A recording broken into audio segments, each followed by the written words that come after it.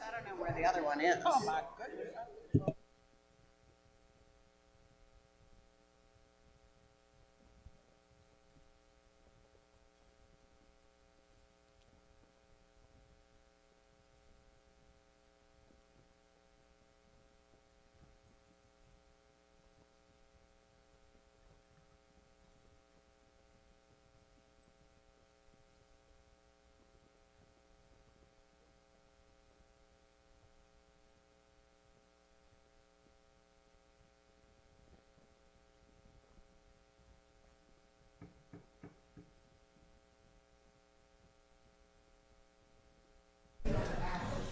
Good to go. The regular meeting of the Annapolis City Council on Monday, December 9th, 2019 will be called to order at 7 p.m. At this time, would everyone willing and able please stand for the invocation, followed by the Pledge of Allegiance.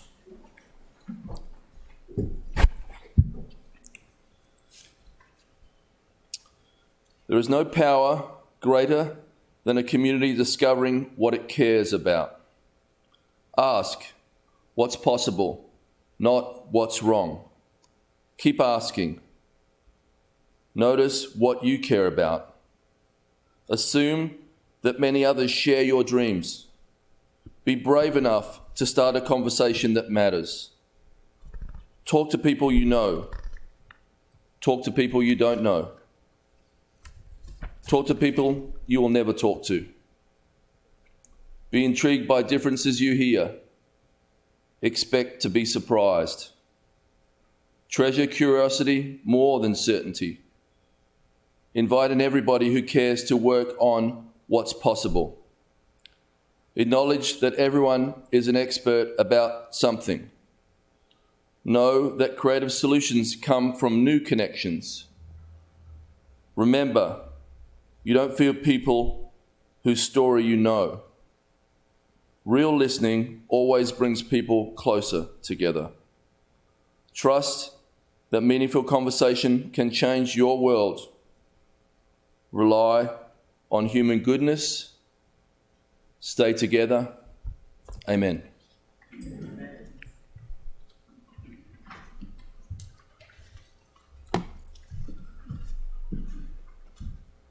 I pledge allegiance to the flag of the United States of America, to the republic for which it stands, one nation, under God, indivisible, with liberty and justice for all.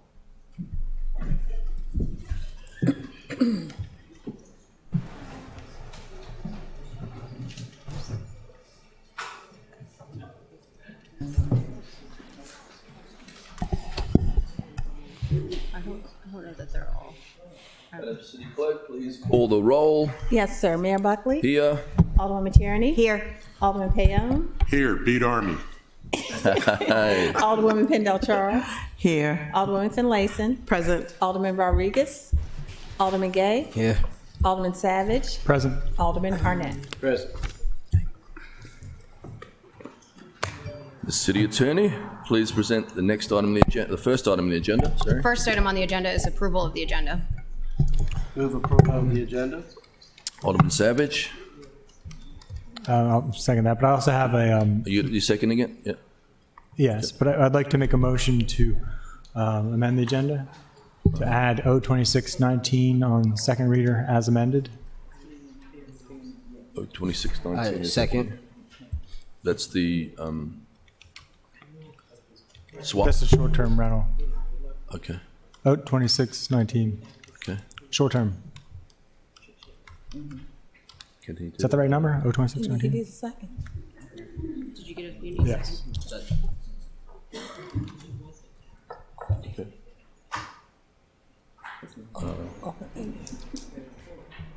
So, aren't we voting on it tonight? It's on for public hearing only. Okay, so how do we add it to the agenda? It would be at the last item on the agenda. And then, They would have to make a motion to reconsider what happened on November the 18th. oh, at the end of the agenda. Very great, last thing. Cool, okay. Okay, all those in favour say aye. Aye. Aye. Aye. Opposed? No. What are we voting on? I have no idea what. Okay, can you clarify for us, please? then? We are voting on the approval of the agenda and Alderman's What? approval of the agenda with the addition of O26 on second reader, adopted as amended on 11/18. So as amended, so. Yeah, that's what it is. The amended bill that's on for public hearing tonight. He So I wants to think act what that on would it. mean that we would go to a vote to see if we want a motion to reconsider at the end of the meeting. That's what is put. Right. Oh, okay. Should we do a roll call again? Do a roll call. Yes, sir. Let me get my pen. Okay. Mayor Moyer, I'm sorry. I'm sorry, I was talking to her earlier. Mayor Buckley. Yes.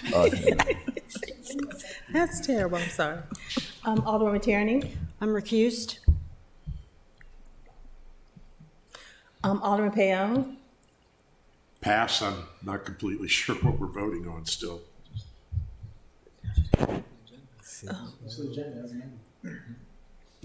Alderwoman Pendle Charles. Aye. Alderman Finlayson. Aye. Alderman Gay. Aye. Alderman Savage. Aye. Alderman Arnett. Pass.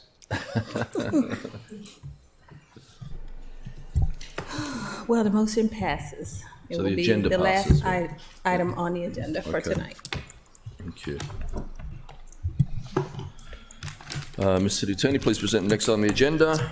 Next item on the agenda is ceremonial items, beginning with city council citations. Okay, so first of all,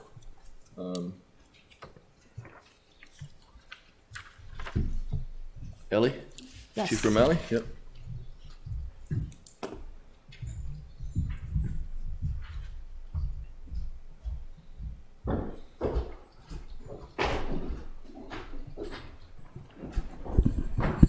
Is Pepe Lee here? Yes, he is.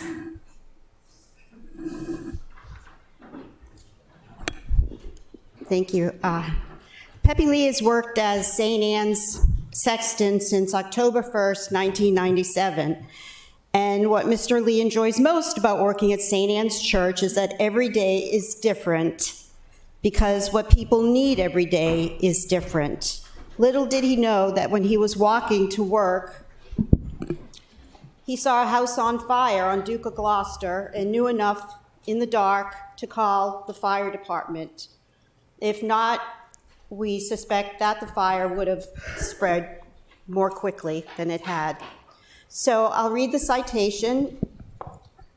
On behalf of the residents of the City of Annapolis, we are pleased to confer upon you this City Council citation in recognition of your quick thinking on the day of November 25th, 2019, when you saw flames at the rear of the building at 196 Duke of Gloucester in downtown Annapolis.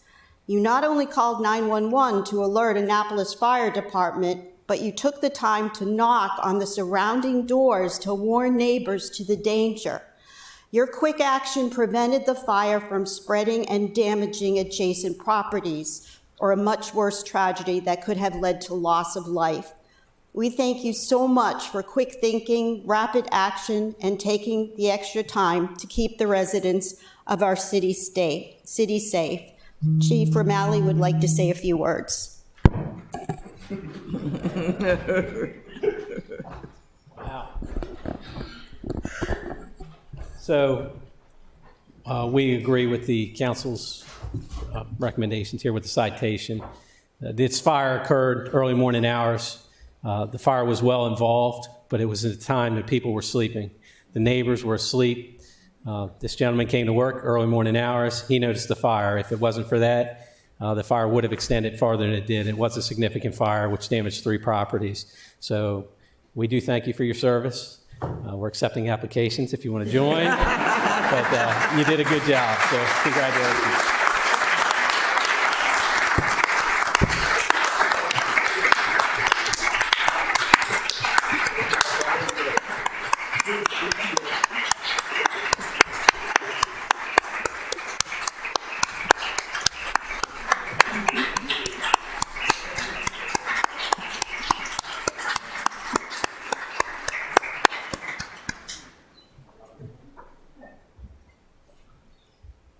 More heroes in this town, thank you.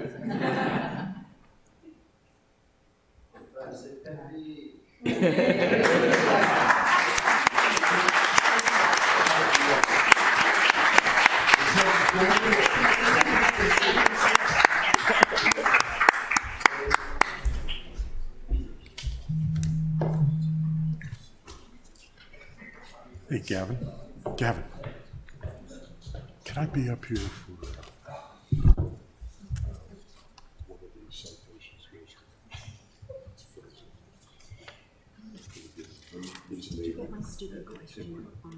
You're gonna do it right now? Sure.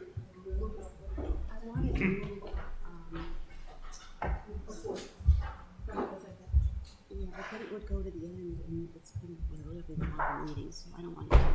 Okay, Lady Berman, please come forward. Thank you so much. Can I change it back?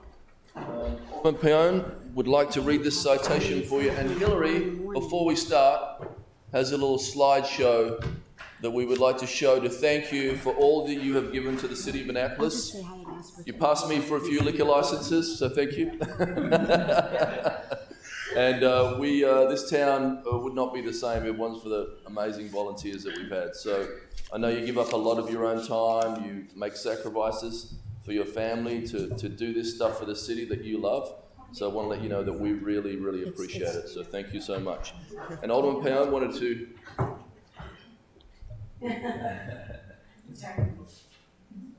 Oh, that's nice. Oh, it's Gibson's watching. A silent film.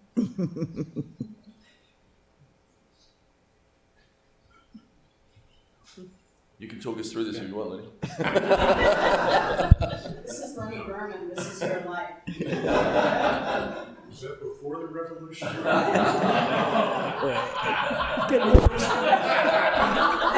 Crack it up over there. It's funny.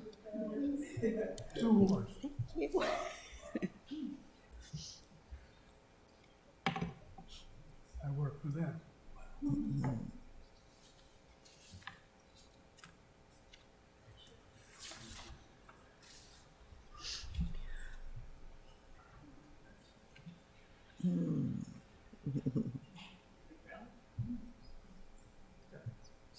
Oh, wow.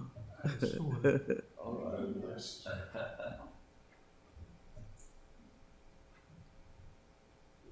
had a restaurant there. Whitehall. The prices. Oh, gosh. We're all going back to Lenny's restaurant after this. President of that.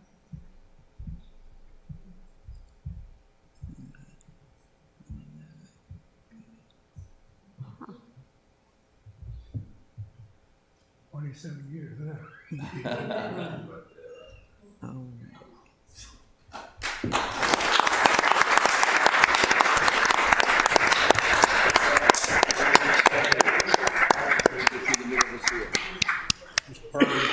we're so proud of the work that you've done.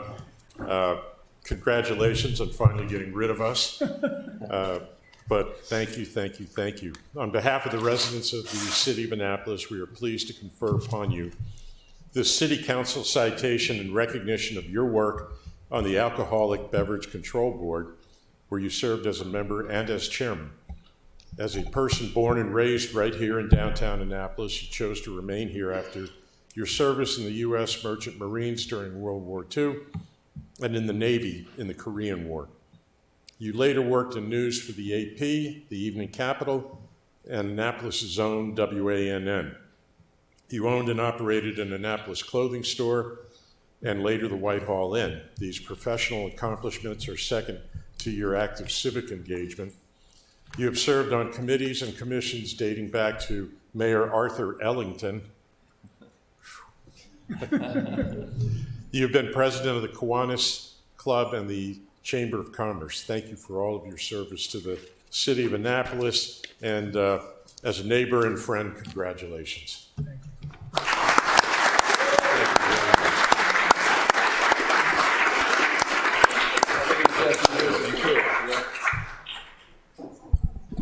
Well, I didn't know you were going to have such a crowd here. Can hold up for you. Yeah. It's interesting that I've served under 6 mayors, never got fired. There's a reason for that. No pay. That's one of the reasons. Anyway, it was my pleasure to serve for Annapolis. I never left Annapolis. I had businesses in Annapolis. And this was kind of my payback to the town that I love. So thank you very much. My pleasure. Thank you. Thank you.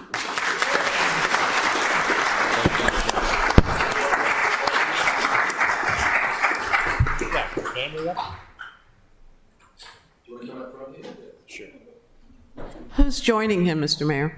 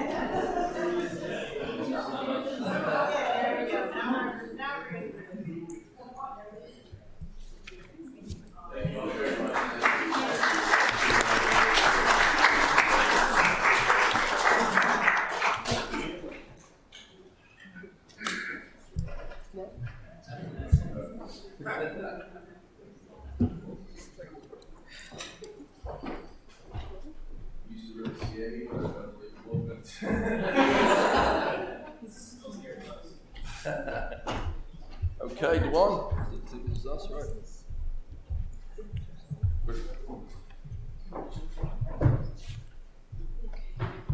I'm going to let you take the lead. Yes. Yeah. This is a group with Mike, Davia, Chuck, Aaron's group. Yeah, this. All right, cool. Yeah, Spring. In Ward.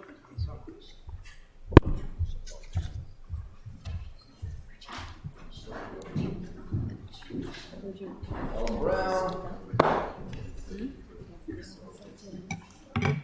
No, he's sitting down behind George. Are you still? Exactly. Convincible on this amendment? Okay, so you're supporting like a postponement of here.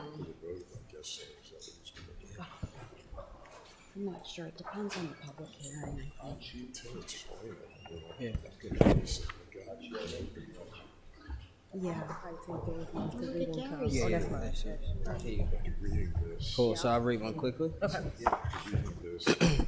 Awesome. So on behalf of the residents of the city of Annapolis, we are pleased to confer upon you this city council citation in recognition of your service to our community in helping found and launch Grandmere's Touch Incorporated, nonprofit organization established to help mentor young people in Annapolis. By helping the youth, by teaching life skills and providing educational services, you are making Annapolis a better place for all people. We are so proud of your efforts and the opportunities you are providing, the examples you are setting, and thank you for your vision and your passion. Oh, let me read this one separate, actually, because it's different. On behalf of the residents of the city of Annapolis, we are pleased to confer upon you the City Council citation in recognition of your service to our community in founding Grandmere Touch Incorporated, a nonprofit organization established to help mentor young people in Annapolis by helping youth by teaching life skills and providing educational services. You are making Annapolis a better place for all. We are so proud of your efforts and the opportunities you are providing and the examples you are setting. Thank you for your vision and your passion.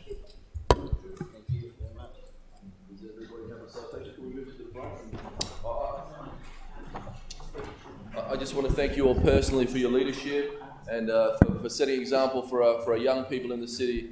You make this city so much better. Thank you for everything that you guys do. It makes a big, big difference. Thank you.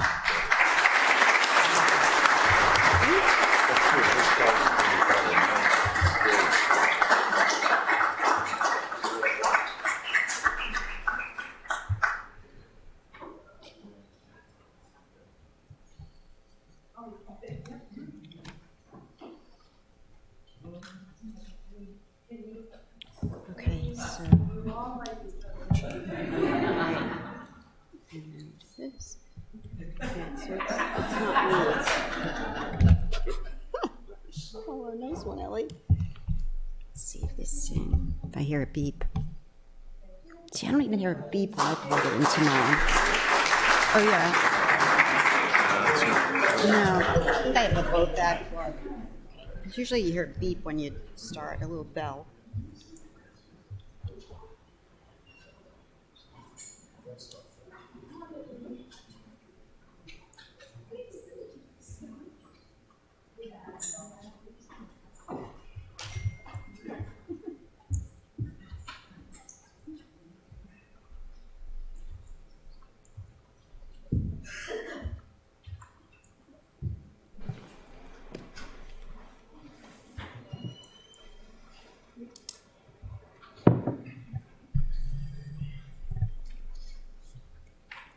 City Attorney, please present the next item on the agenda. The next item on the agenda is petitions, reports, and communications, beginning with the update from the mayor. Okay.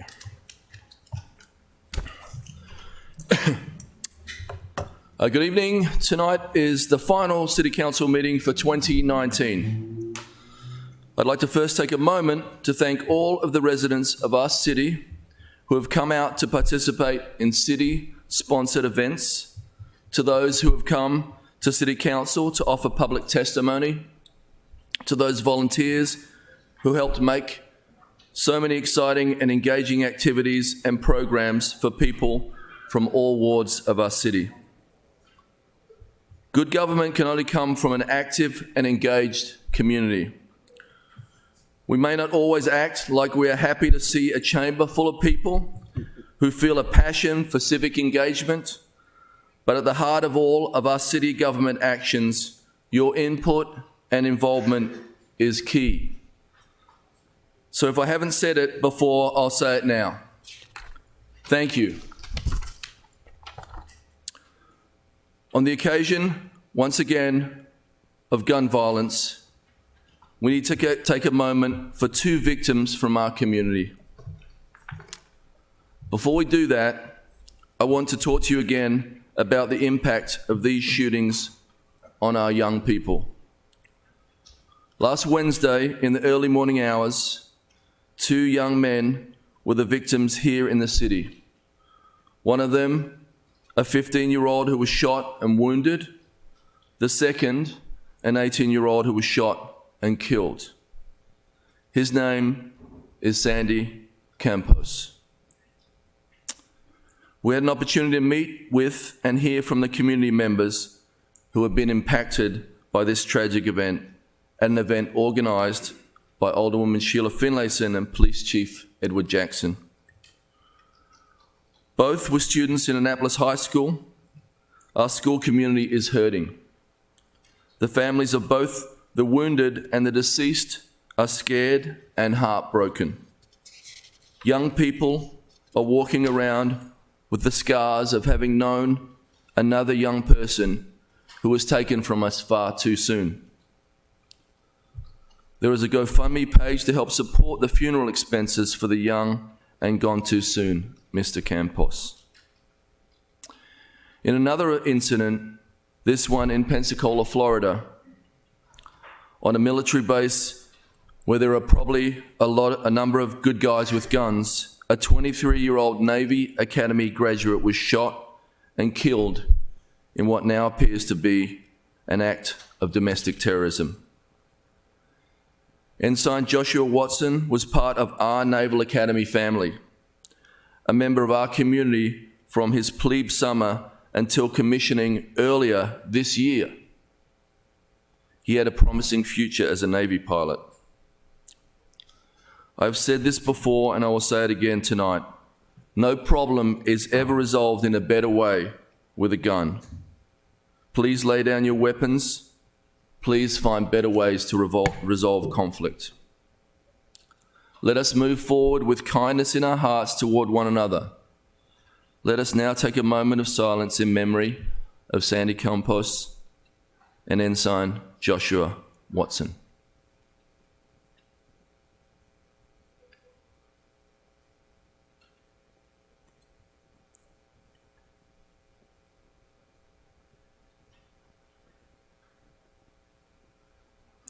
Thank you. The Department of Planning Director Sally Nash has asked me to give a shout out to Teresa Wellman and to John Tower for their work on securing a $200,000 grant for the Masonic Lodge. This is another component in our work towards enriching the Clay Street corridor and community. The funding for the Universal Lodge number 14 will go towards exterior repairs. The 140-year-old building is important to the city's history because the lodge and its members contributed in a significant manner to the fabric of the Clay Street community, especially in the 1960s. The last major renovation to the building was in 1956. Tonight we will be getting a new city attorney, and you'll hear about that a little later on. It's been a wild ride this year for our Office of Law. We lost our city attorney in the spring. Then we got a replacement who was so good that just a few weeks later, she was drafted to return to Anne Arundel County. In the interim of this and tonight's appointment, Kerry Berger has stepped up to serve at these meetings while she continues to handle her regular legal caseload. Thank you.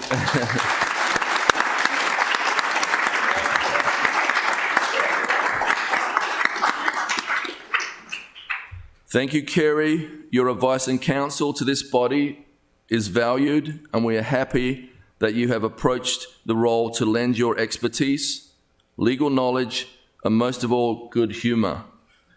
We know as Mike Lyles gets comfortable in the role, you'll continue to be foundational to the ongoing functions of the office.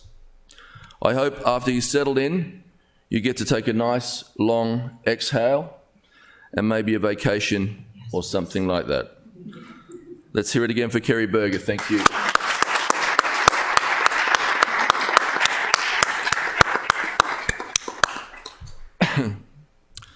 Stephen Rice, our Economic Development Manager, has asked me to remind everyone to use the hashtag for our Shop Local campaign. There are about 1,000 of these on Instagram these days. They are hashtag Love Annapolis and hashtag Shop Annapolis. This leads me to remind you about some of the events and activities happening around the city in the next couple of weeks. Saturday, December 14th, the Mayor's Office will be celebrating the one-year anniversary of the Naptown Anti-Dope Movement and hosting a toy drive. Midnight Madness is this Thursday and next. That's December 12th and 19th. Last week was packed with festive and such a beautiful experience. Bring your family and friends down and make some memories. Winterfest in West Annapolis was this past weekend and will also be running this Saturday and Sunday. It was beautiful and fun. It's our own European-style holiday market with food and gifts and a super joyful atmosphere. The Parade of Lights from the Eastport Yacht Centre is on December 14th.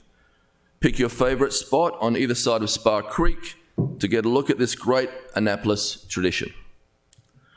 The Military Bowl Parade and, of course, the Clydesdales are coming to town this week between Christmas and New Year. We found out yesterday that the teams will be North Carolina versus Temple. Anybody hear from that? No one? I heard that today the North Carolina Marching Band director got a tour of the parade route so that they know what kind of show to put on. It's an honour for the city to host this game each year. The City Dock menorah lighting will be on December 29th at 6:30. We've got two events that the city is sponsoring to ring in 2020. The first is the family-friendly New Year's Eve celebration. That's at the Bates Athletics Complex behind Maryland Hall, starting at 3. There will be lots of activities, and then at 5:30 there will be early fireworks.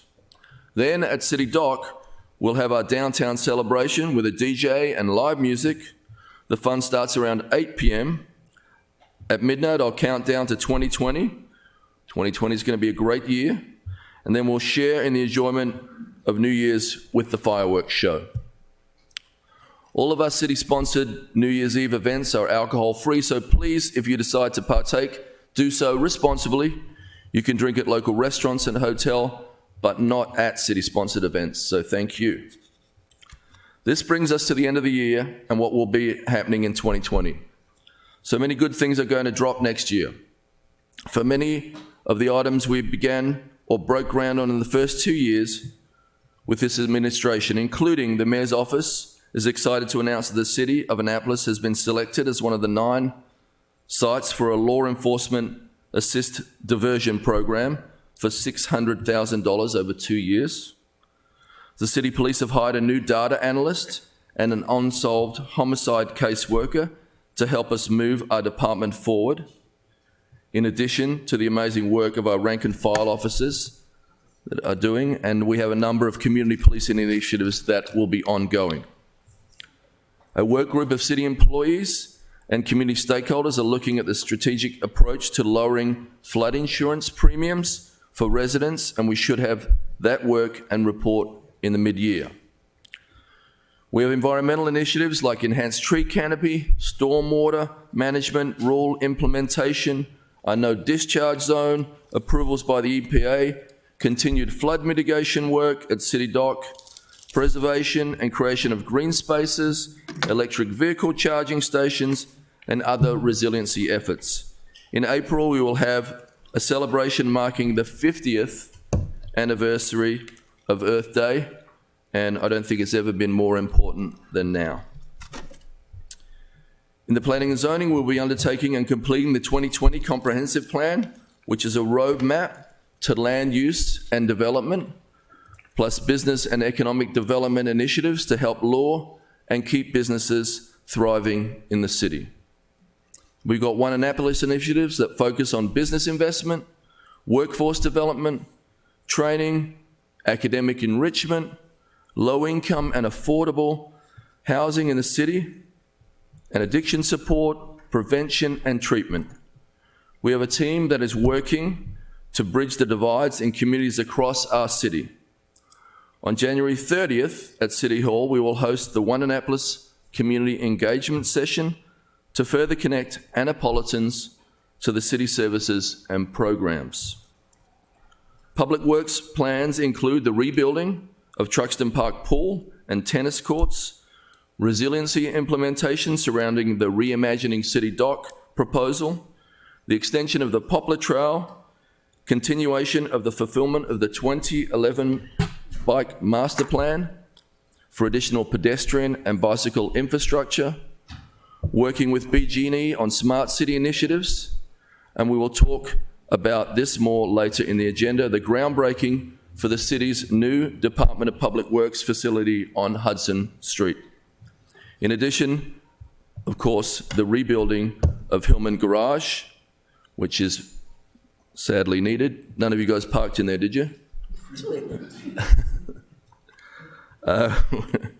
We have the City Dock Action Team's proposal, which I hope will get across the finish line, because this city can ill afford to further delay the ameliorating the impacts of sea level rise and climate change. We have the Eastport and Forest Drive Task Force that will be delivering their findings. I'm excited for all of these things we are doing in the city. With your help, we will meet with success for our residents and for our future. Thank you all again for being here tonight. Thank you.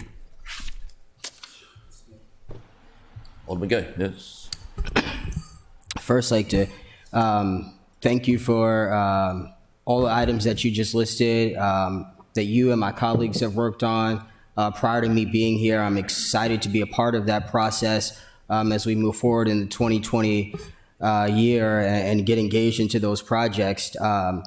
But we, again, failed to mention anything that really takes on, attacks. We haven't met as a body yet to talk about any of the issues, and we didn't just list any solutions, or maybe the one Annapolis Summit, except for that, to talk about the issues of the violence, the shootings, and the killings that continue to happen within our communities. I would hope that prior to the holiday season, we have an emergency meeting as a body to talk about these issues with the departments and department heads and their staff that are able to make it and that should be involved in this conversation, so that we can actually start putting solutions together as a whole body within these within the council chamber, not just at community meetings. So I hope that you would take that into consideration. I also hope that the Public Safety Committee would, I know that we were scheduled to postpone that meeting. I hope that we bring it back and meet within the month of December with our Chief of Police and the necessary staff, so that we, as well as members of the public safety team, can start to talk about legislation that we can start to put together that would help create solutions to these issues. So it's serious, and I thank you for taking the time out to mention the two victims of gun violence. But I just really think that within our city, we should start to take a little more time on those issues. So thank you. Thank you.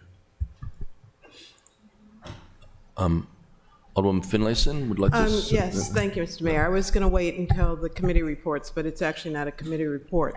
But on the same topic as Alderman Gay is mentioning, a month ago, I held a community listening session in my ward at Heritage Baptist Church. And I invited folks to come in and give their ideas and suggestions on what we should be doing to deal with the gun violence. And we got some really great suggestions. I'm in the process of putting those together. I'm waiting for our TV crew to finish editing the tape that was made of it so that nothing is left out. Those recommendations will go to the appropriate level of government, whether it's state, county, or city. But unfortunately, before we could even get to that point, we had another tragedy in our ward, because Alderman Pindell Charles and I share Oxford Landing. And so a day after the shooting, I put together a meeting, a community-wide meeting with our police chief, because the community needs to hear his strategy. And he was very gracious and sharing with us his vision. And that's one piece of the puzzle. But Alderman Gay, you're absolutely right. We as elected leaders have to do something more. And so I am going to propose, along with the mayor and Alderwoman Pindell Charles, a task force of community leaders to help us come up with a strategy for dealing with gun violence in our community. Not something that's going to be, forever into perpetuity, but something that will come back with some measurable tools for us to use as residents, as elected leaders, and as our police department. So we're all on the same page with getting something done immediately, because this is dire. Alderman Pendle Charles. Thank you, Mr. Mayor. To update everyone, basically concerning the gun violence, several months ago, I guess it was back in the spring, the county executive, Mr. Pittman, put together a gun violence prevention task force, and as a member of this council and the public safety chair, I was tasked after Alderwoman Henson had been elevated to serve on that. I, along with Director Simmons from OEM, as well as Bishop Carroll, who is chairing that committee, and retired Sergeant Spearman from the City Police Department. We've had some discussions since that time. We recognize that in many ways, the county's issues are different from our issues. Some are similar, some are different. We recognize that, but we've been discussing this over a period of time, and we had been discussing a city task force, and I'm glad that Alderwoman Finlayson just indicated to me before we got started that she was going to pursue that legislation, but we are looking at that. We've been talking about it for several months, but we wanted to see what the county is doing. We wanted to hear what the community is saying, not only from the city, but as well as the county. This is a complex issue. It involves many facets, whether it's education, whether it's health, and as we know, there's been a indication that this is a public health issue as well. So we're going to be looking at all facets of it, just like we're doing with several other task forces that we have. So we do recognize that this is an important issue to address from many different fronts. But thank you, Alderman Gay, for being on the forefront, and you being the chair of our Housing and Human Welfare Committee. We're looking as well, and being a member of the Public Safety Committee, as well as Alderman Payon, that we're going to be working on that and looking at that. But thank you so very much. Keep us on our toes. Thank you, Mr. Mayor. Thank you, Alderwoman Finlayson. Thank you. So, thank you all. Next up is petitions and reports. Does anyone have anything to report? Alderman Pendle Charles. Thank you, Mr. Mayor. The next meeting of the Public Safety Standing Committee will be held on Monday, January the 6th, 2020 at 4 p.m. Starting in January, these meetings have moved from 6 p.m. to 4 p.m. We're making them earlier at this time, so thank you very much. Alderman Payon, and then Alderman Payon. The Audit Committee will be meeting this coming Monday, December 16th, right here at 8 o'clock in the morning. We have a number of items that are on our agenda, and the public is invited. I'd urge everybody that has an interest in the work that we do to come on in, and we'll be happy to hear from you. Thank you. Alderman Finlayson. Yes, thank you. The Rules and City Government Committee will be meeting tomorrow, 4 o'clock here in Council Chambers, and our agenda is posted. All are invited. Thank you. Alderman Gay. The Housing and Human Welfare Committee will meet Monday, December the 16th at 3 o'clock p.m. here in the Council Chambers. Anybody else? Okay, Ms. City Attorney, please present the next on the agenda. The next item on the agenda is the city manager required administrative submittal. I am submitting the monthly reports for September. I'm sorry, October? October. Thank you. Ms. City Attorney, please present the next on the agenda. The next item on the agenda is comments by the general public. During comments by the public can speak on any item that is not scheduled for a public hearing tonight. And the only legislation that's scheduled for public hearing is ID 66219, which is 02619, adopted as amended on second reader, rental unit and short-term residential rental licenses. Alderman Tierney. I was going to respond to the city manager's report. So it's, is that okay? Yeah, go right ahead. now? Okay. I just want to call to everyone's attention that it's an enormous amount of information provided to us, and I want to thank the city manager and the assistant city manager for taking the effort, and I hope we all give it the attention it deserves. I did want to mention two things. On opioid epidemic, it's pretty troubling. We are tracking the same as 2018. We have one more fatality than 2018, and I just want to say this is not an isolated ward occurrence. Ward 1 has had 7% of the total. They've had 10 overdoses in Ward 1. So again, like other issues, this is not just a specific ward problem. And the other item that I think we need to talk about at a later date is under the procurement, the purchasing department, RFP 1714, stormwater and flood mitigation design on page 8. It was awarded to AECom, and the detailed design construction documents are scheduled for December 2019 completion. I'd like an updated status of the project and the associated FEMA grant, and I'm not sure when we'll be able to have that. Thank you. Thank you, Ellie. So the Tom and Chris, you guys have signed up to speak, but this is the sign-up sheet for short-term rentals. So is there anyone here who wants to speak on anything other than the short-term rentals? Please come forward. Unless you guys have got something else besides that. No? No? Okay, great. I promise you, this is the best time you will hear from me this year.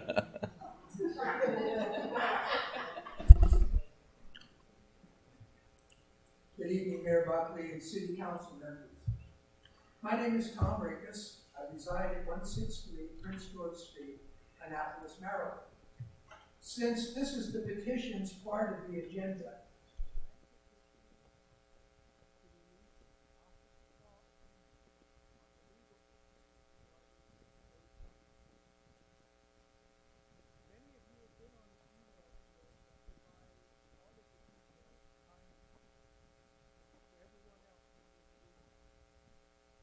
So Tom, at the November 21st, Tom, if this is related to 026, you have to speak at the public hearing on 026. It's not open yet for here. I'm not speaking on the legislation. I'm speaking on a legal opinion that was rendered as part of the legislation. Well, let's just get a ruling from Kerry. Yeah. Okay. I understand what he's saying, and I don't think it's related to the substance of 02619. My understanding is that he has been requesting that the Finance Committee waive attorney-client privilege and release the opinion. Okay, go ahead. Okay, thank you very much.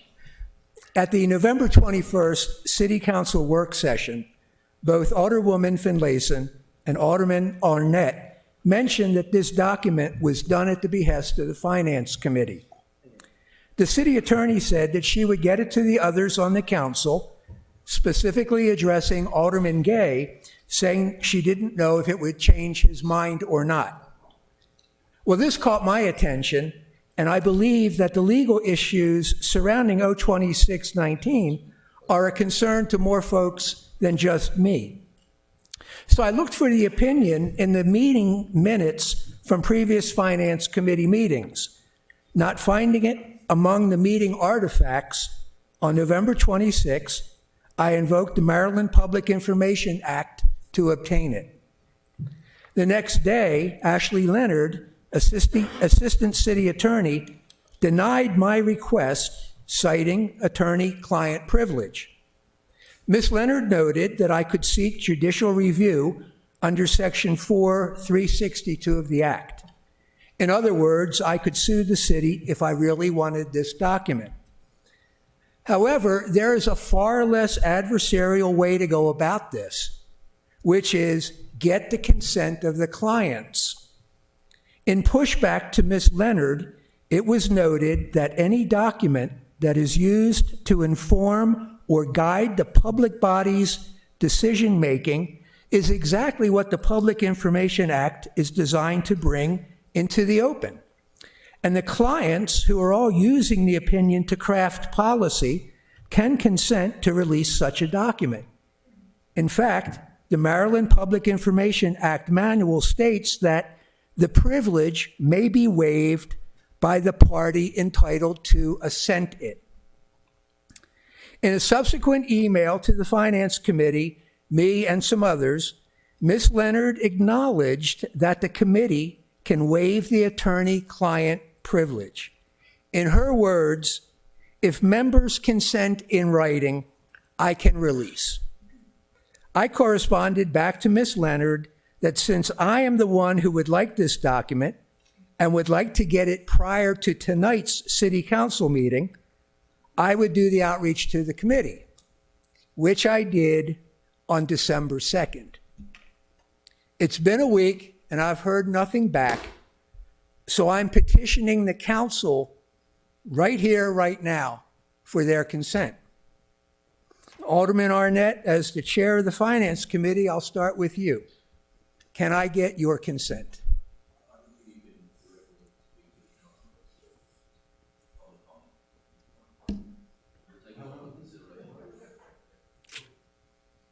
Thank you.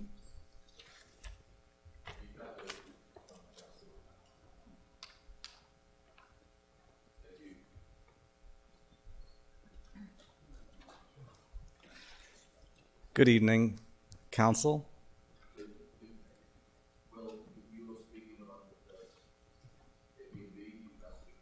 I understand. Certainly. I would like to speak on O3919. Is that on the agenda? O3919, the accessory structures legislation that Aldermen Gay and Rodriguez had offered. It is? So is this an okay time to talk about that? Okay. Thank you, Mayor and Aldermen and women.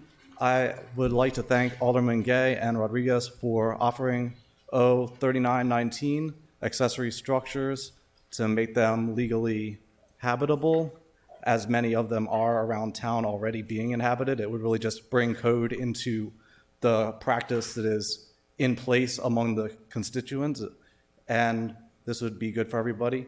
I support the legislation. I do think that this is a good opportunity to add tiny houses to city code.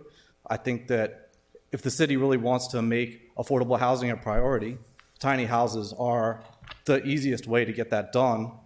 And with a cost of about $15,000 per unit, it could make it possible for people to afford rents, to pay rents as low as about $500 a month, and that would be within the budget, affordable at 40 hours a week at about minimum wage. So it would be reasonable and give these young people that are at that low wage an opportunity to get onto the economic ladder without just feeling like it was a non-manageable situation. And I would also like to suggest that on page 3, line 6, the line is about tents, and I have camped on my property in tents throughout my life, and I intend to continue to do so. I've had guests camp on my property, and I know there's tents around Annapolis that are in service, so this would be an ideal opportunity to correct the code, to make common practice of camping legal by fixing the code which made it illegal. So that I support O3919, and I hope you all will do the same. Thank you. Thanks, Will. Alderman Gay? Just looking at this is in reference to using tents for long term. It's not against, like, if you just wanted to throw up a tent in your backyard. It's not clear, but I appreciate you saying that. Any other questions? Thanks, Will. Thank you. Next up, Chris Buchheister. Hi, good evening, Mayor Buckley and Council. Wishing you the best for the holiday season. I'm Chris Buchheister, I live at 5 Wagner Street, and tonight I just want to thank you for bringing along Chief Jackson. We were lucky to have him speak to our Community Association Ward 1 residents last month and provide us a great informative discussion. One thing that kind of fell out is, as you know, the Capitol Gazette prints the pictures of the 5 people who were murdered in the paper every day. and Chief's brought on an investigator who's looking at unsolved crimes, and we hope that maybe the Capital Gazette will pick up on that idea and print the pictures of the people who've been murdered, and at least acknowledge that they lived here as human beings, neighbors, friends, classmates, and maybe jog somebody's memory about what happened to them. But having 15 unsolved murders on the books is really, really kind of a scary thing. That's really what I wanted to talk to you guys about tonight. So thank you for your time. Thank you.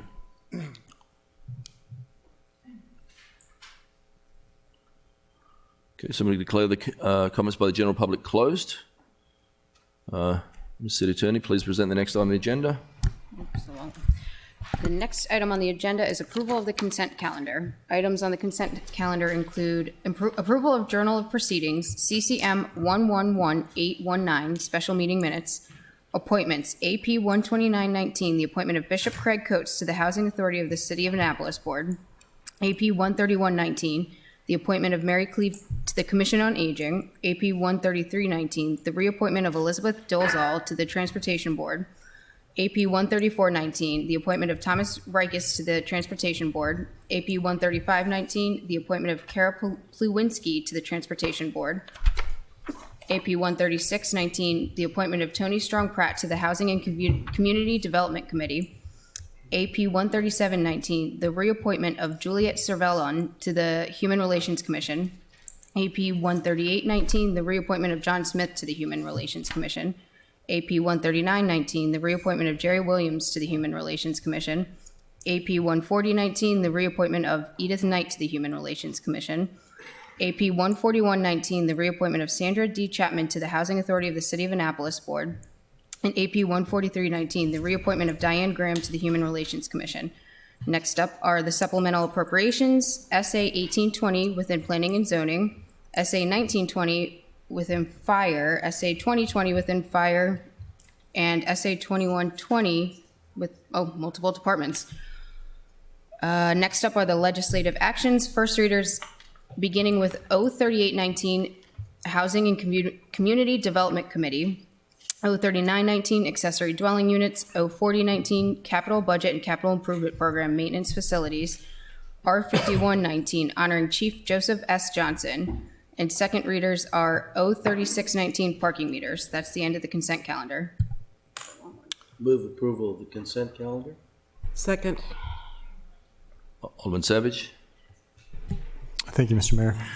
I would just like to be added as a sponsor to 03919, and also can I get removed 04019 from the consent calendar?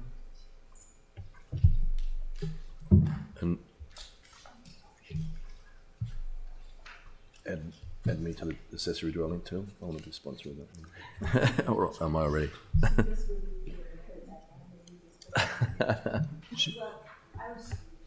I was concerned about the length of the meeting, because if we move it, it will be at the end, and it's an important issue, and the attention, but that's fine.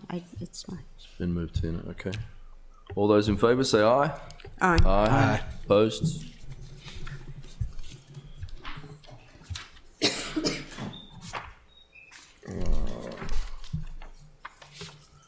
Can I call the roll? Yes? Alderman St. Charles. Aye. Alderman Finlayson. Aye. Alderman Gay. Aye. Alderman Savage. Aye. Alderman Arnett. Aye. Alderman Tierney. Aye. Alderman Taylor. Aye. City Attorney, please present the next item on the agenda. The next item on the agenda is public hearings, beginning with ID 66219, Ordinance 02619, rental unit and short-term residential rental licenses, adopted as amended on second reader. We pull this when you.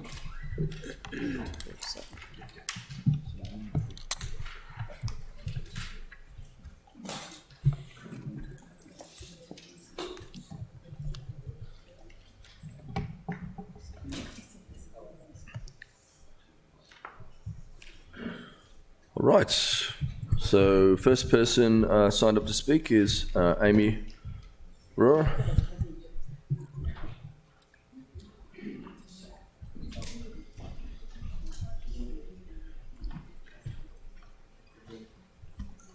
Mr. Mayor, members of the council, good evening. My name is Amy Rohrer, here on behalf of the Maryland Hotel Lodging Association. We very much appreciate your efforts to regulate short-term rentals, and I want to be very clear that we are not opposed to home sharing, but we do have concerns related to unregulated commercial operators running full-time, multiple units, just like a hotel, without licensing or fair taxation. I submitted written testimony asking for amendments addressing two main components of this bill. I would like to thank Alderman Savage for your willingness to work with us. One of those components is a primary residence requirement. I won't say a whole lot about that except to say that has passed in Montgomery County, Prince George's, and Baltimore City with no legal challenges taking place in Maryland. The second component is related to platform accountability and data transparency, which we believe is critical to short-term rental regulation in this day and age. You can see this clearly in Annapolis, where you already have a short-term rental unit operating license, and platforms are currently booking rentals with no regard for the underlying legality of the unit. And they make money on every transaction that they facilitate.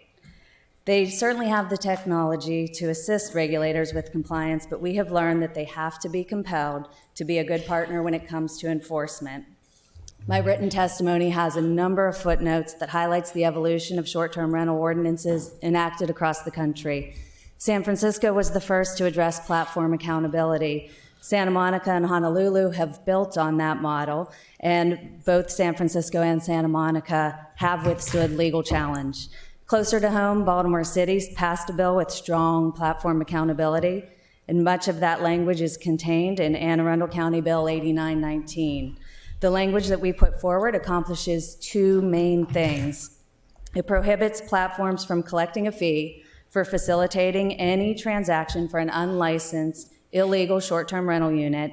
And secondly, it requires platforms to maintain records with sufficient data to assist the city with enforcement and make that data available to the department upon request. In conclusion, our industry thrives when everyone plays by rules designed to ensure the safety of guests and communities. We applaud your intent to ensure the safety of short-term rentals and the collection and remittance of applicable taxes.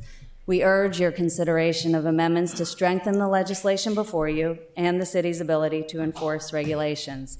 Thank you for your consideration. Thank you.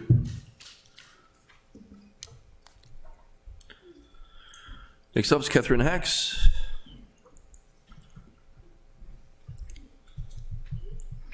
So good evening. I'm Catherine Hacks. I live at 169 Prince George Street. I moved into the Historic District in 1984, and I've lived here ever since. In the early 90s and 80s, I was the research analyst for the Maryland Office of Tourism. My expert opinion is that you should be skeptical of numbers that are offered by those supporting non-owner occupied short-term vacation rentals. But I'm not here to talk about the numbers tonight. Other people will address that.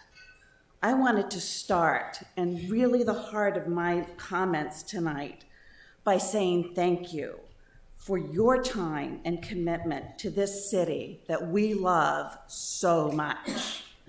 Annapolis is more than a collection of beautiful buildings. The heart and soul of our city are the people who live here.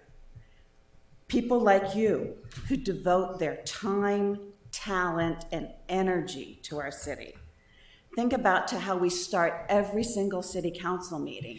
We recognize the people who volunteer their time. People like Cynthia Cluson, Alderman Gay, Mr. Powell, the children who were here last month, the school ambassadors. Mr. Berman, consider all of the people who you all just appointed to leadership roles. They're Annapolis's human capital. The people who live here are what make this city, I sincerely believe, one of the best places in the country to live. When homes become non-owner occupied short-term rentals, Annapolis loses its human capital. We lose the neighbors and the people who work to make this city such an amazing place. We lose future alder people. We lose the people who campaign for them. We lose JCs, hospice and arts volunteers. So I am encouraging you to support a primary residence requirement in the legislation that you look at going forward.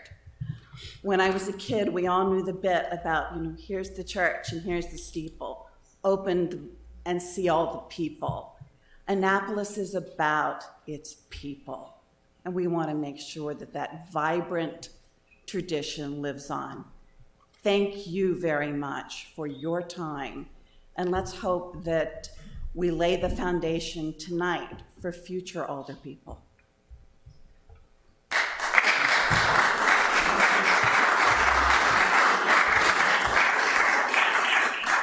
Next up is Erin Holland.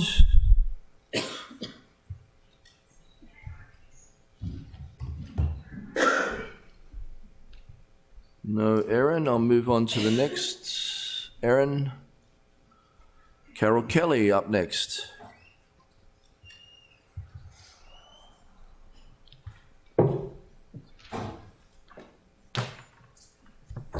Good evening.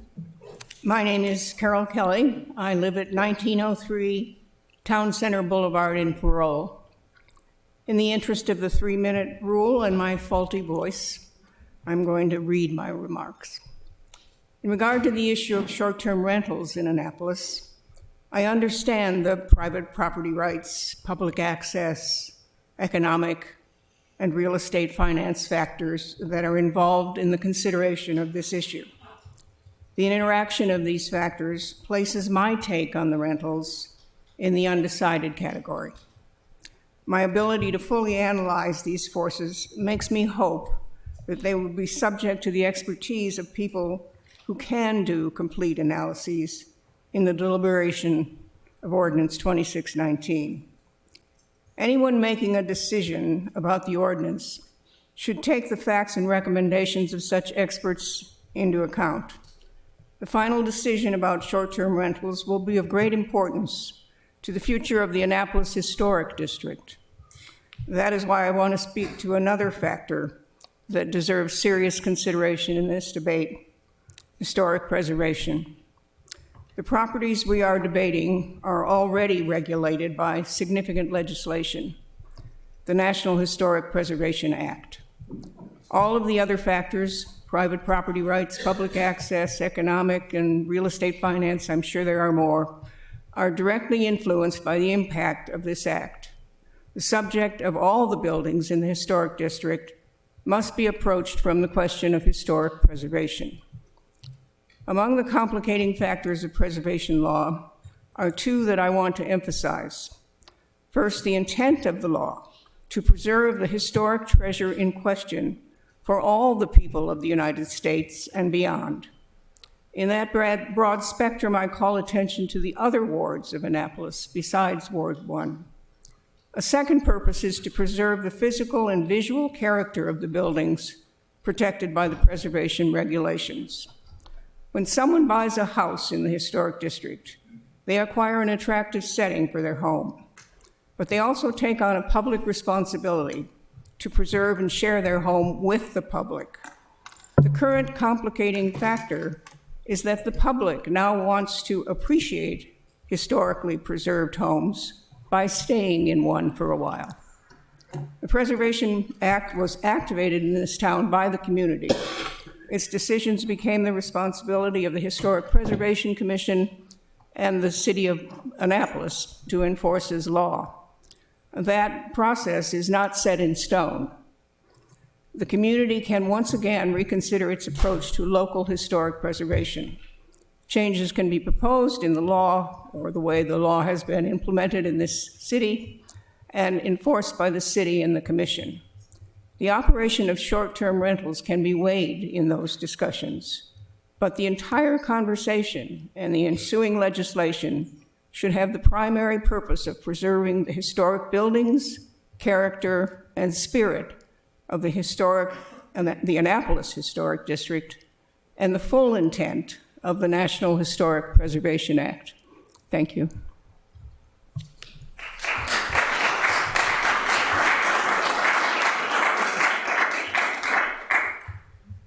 Next up is Darcy Holland.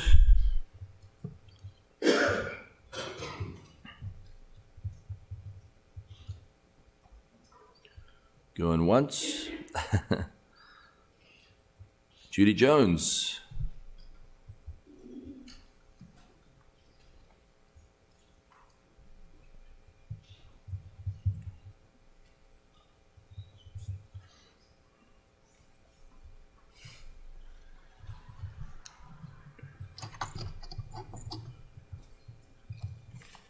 Good evening, Mayor Buckley and aldermen and alderwomen. Thank you for listening to all of the people tonight.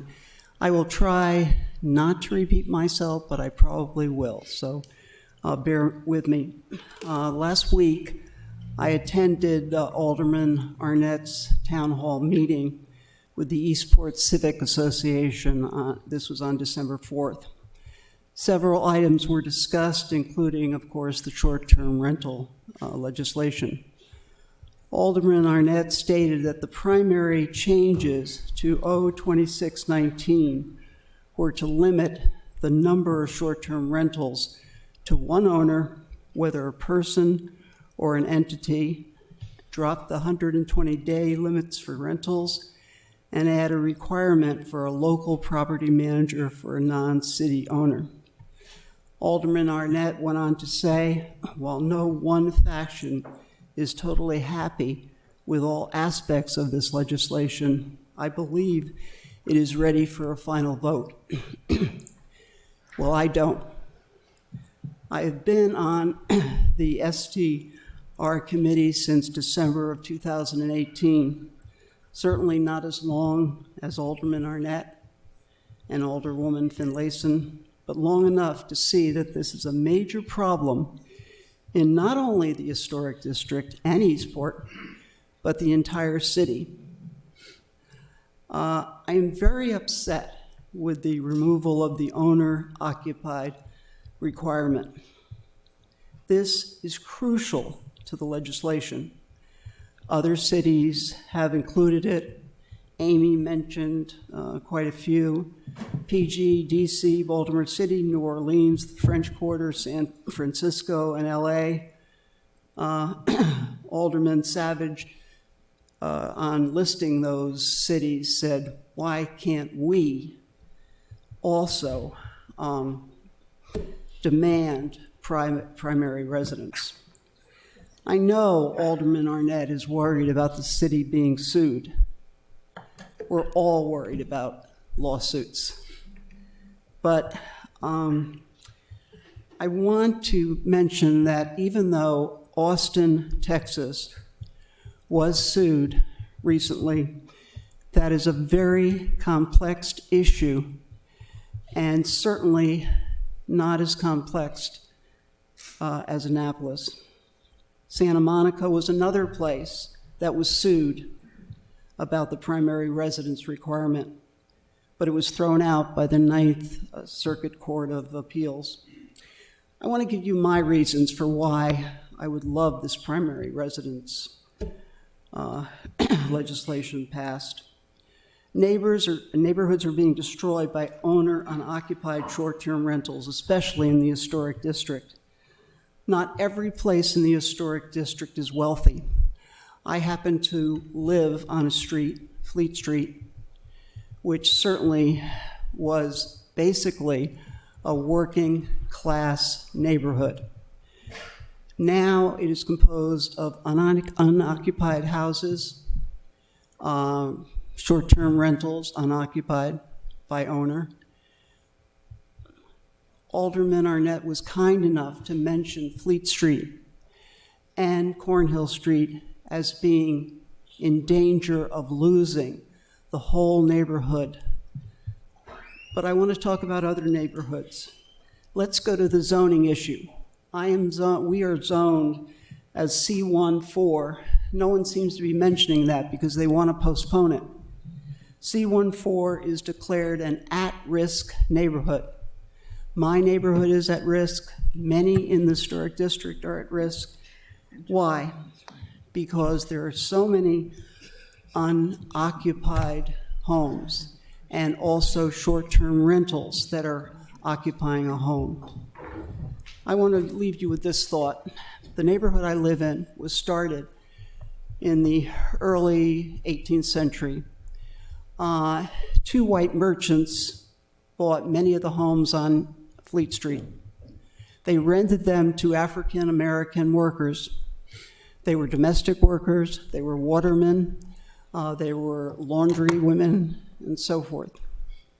Later, late 18th century, okay, I'm sorry. I just want to get one more point in. Sure.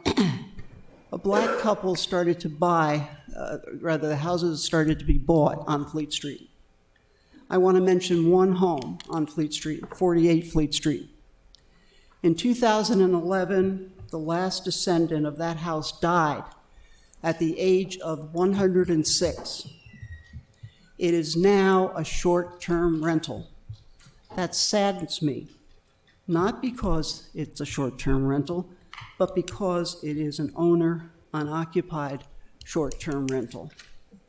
Thank you for listening. Thank you, Judy. Thank you.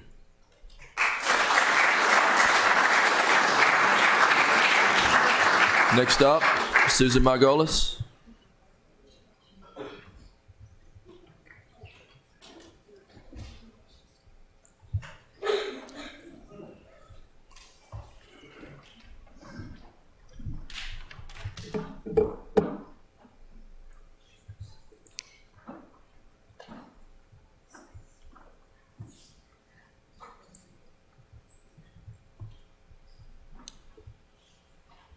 Sorry, just getting my stopwatch to make sure. Thank you so much, Annapolis City Council, as always, for giving me the opportunity to share my thoughts on this ordinance. I'd like to focus my remarks tonight on the home inspection requirement of 02619. I'd like to start by comparing our ordinance to what's going on in Baltimore. So in Baltimore, you have a waiver for owner-occupied homes, but all second homes were grandfathered in, and those homes are inspected. So in Baltimore, you have a tiered inspection system. You have owner-occupied homes being given a pass and second homes being inspected. And little Airbnbs like myself, people who rent a room in their home, would like that same thing. So you are the duly elected alder people of Annapolis, and the legislation of Annapolis is in your hands.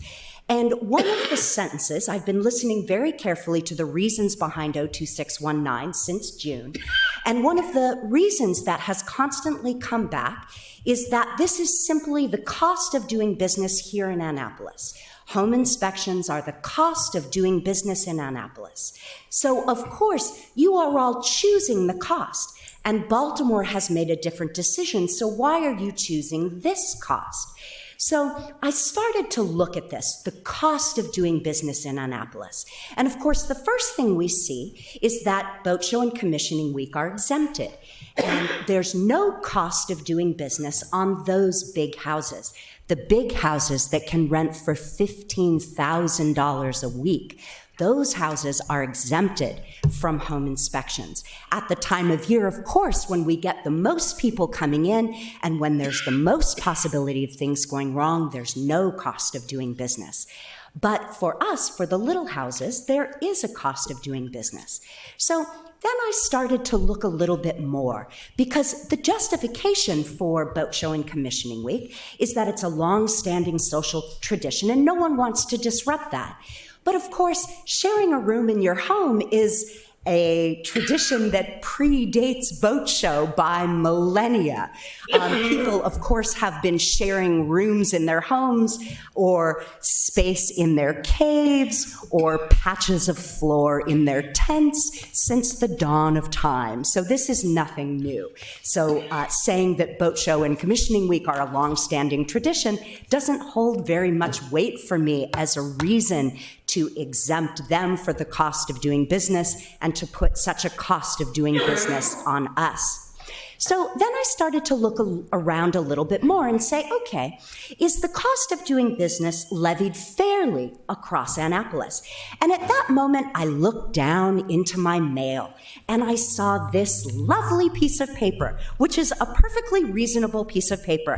And what it says is an invitation to a campaign financing donation party held in a private home. This is a $1.5 million home, and the suggested donation to get in the door is $50 for a Ward 1 resident and $100 for all others. And I guarantee you that more people came to this campaign financing donation party that had visited my little Airbnb in all 3 years that I ran it. And I guarantee you that more money changed hands during that one night than I made during my entire 3 years. And this is the story of 02619. This is the story of the unfair cost of doing business that's levied across Annapolis. Boat Show and Commissioning Week are exempted. The big houses that hold campaign financing donation parties are not exempted. And there are lots of these. There are Meet the Judge events. There are Meet the Candidate events. We see these all the time. And those homes are not inspected. Now, you might say that's a different kind of business. Even though they come to the house, they walk up and down the stairs, they use the doorknobs, whether or not those doorknobs have key locks, which is one of the things that we have to go through. So I would just like you, when you go back to your wards, to think about a fair story that you could tell about 02619. Thank you. you. For the record, that's none of us at that campaign finance thing. No. And I'm not objecting. I think it's great. I think it's wonderful. I'm not objecting. I just want to be treated the same. I love that there's the Boat Show Commissioning Week exception. I love that people can have huge parties. I just want the same consideration. And I want you all to be able to say that to your wards. Thank you. Alderman Pound had a question. I believe you took care of it, Mr. Mayor. Not a problem. Who was it? Who's on the fly? I'm not even going to say. I will just say that I'm sure it was a very popular person, as are all of our elected officials. Thank you. Just the discrepancy is what I was pointing out. Thank you. Thank you. Next up, Lisa Mills.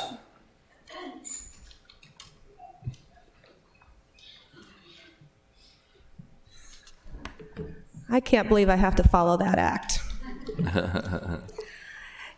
I feel like Susan said a lot of the things that I wish I could say as well as she just did. I just want to say that I'm an educator trying to supplement the mortgage of my home. I'm not making any money, in terms of a business. And I know lots of other educators that are trying to do the same thing. There's a high cost of living to live here in Annapolis, just in a moderate home and having a moderate investment. So I have like this whole thing that I'm not going to read to you because Susan said so many of the things that, I wish I could have said, but I hope you don't take this away from me. I'm just a person living in my home and renting out a portion of it and being able to live not so house poor in Annapolis. And I don't think that we should be subjected to the same costs and regulation given that we have so much more oversight. I'm a super host. I have maximum, things that I do to make sure that all of the things that can go wrong don't go wrong. And we're a low risk group. We live in our home. Our family pictures are on the walls. And, we're just not the homes that they go into to tear up and have parties because we're there with them. So I hope that you will consider putting in some owner-occupied friendly language into the amendment. Thank you. Thanks, Lisa. Could you just state your full name and address, Lisa, just for the record? Thank you. Sorry. Yep. Lisa Mills, 1602 Bell Drive.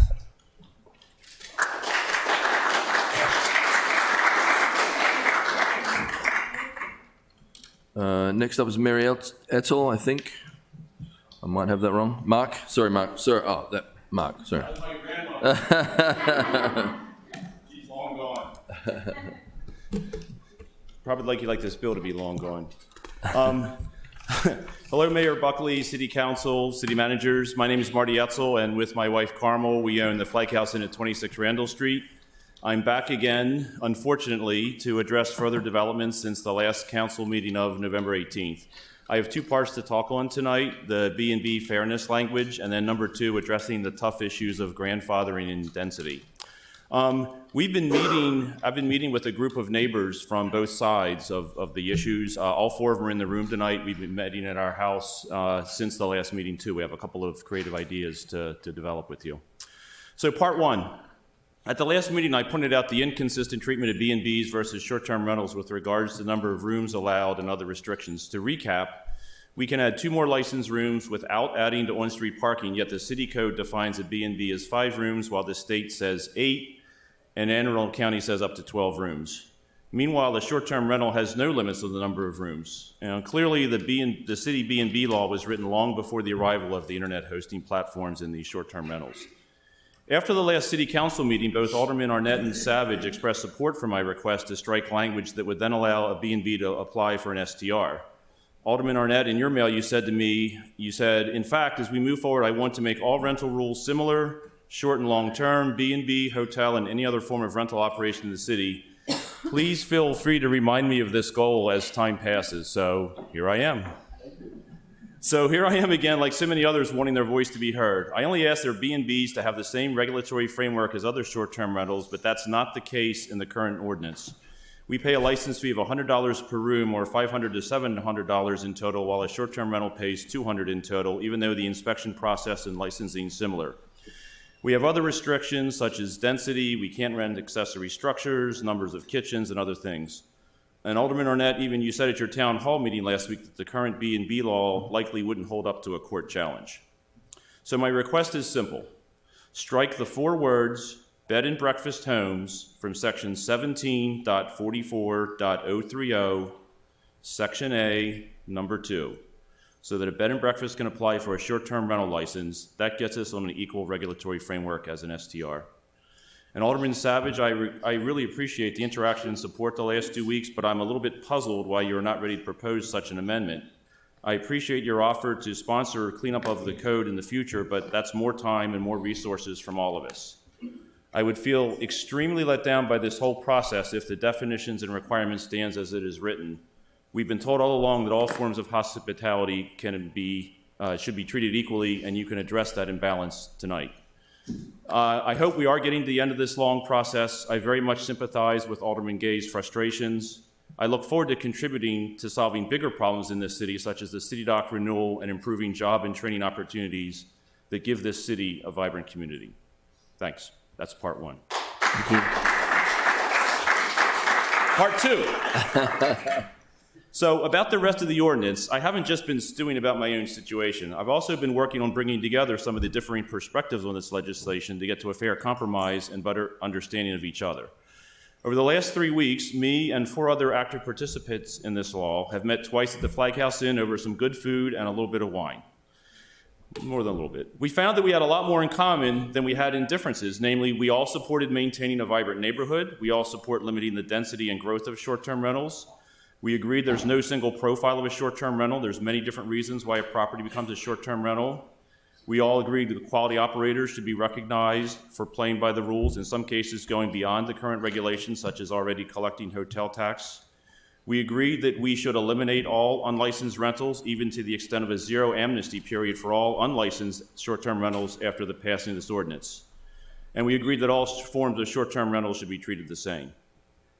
The main issues required in some creative problem solving were how to limit growth and how to control density. The current ordinance doesn't recognize either of these issues. For controlling growth, the obvious adjustment is to say no new STR licenses for owner unoccupied after a certain date.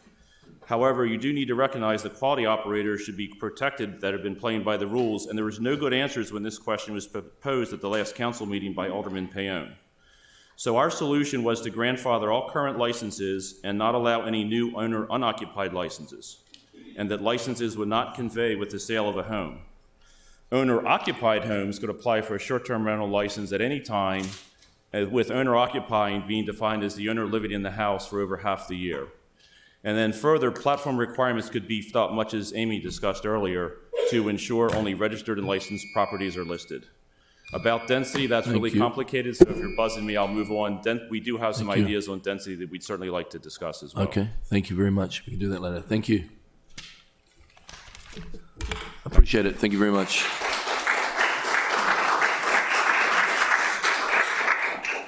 Next up is Thank you. Please come forward to state your full name and address. Thank you. Hi, I'm Garth DeVries. I'm at 14 Cornhole Street. Greeting, Mayor and council members. So it's the first time I've attended a city council meeting and wanted to thank you for this opportunity to speak this evening. So I'm an owner, and I always slur this, owner unoccupied, short-term rental owner. I also manage it. I live 6 miles from Ward 1 over by the Bay Bridge.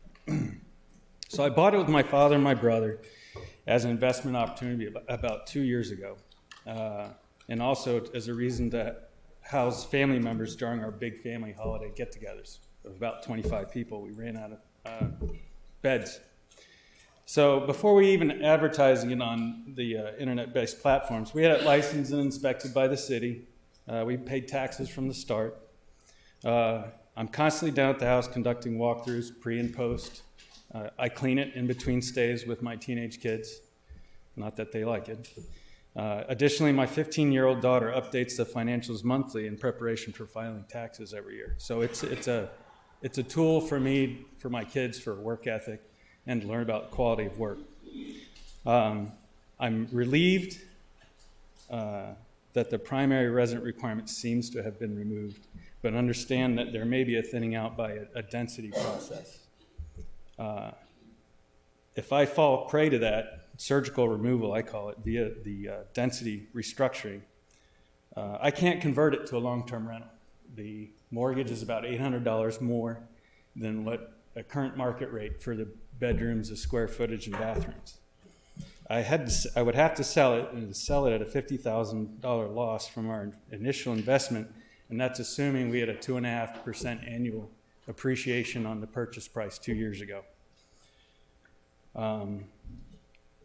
So this would be a seismic event, I believe, and quite unfair. Those in my situation did nothing wrong. We weren't in the shadows hiding what we were doing.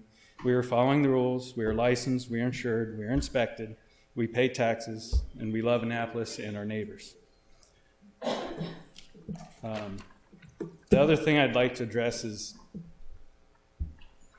sort of the environment seems to have become hostile in the last couple of weeks, especially with all the anti-STDR signs that I've been seeing up.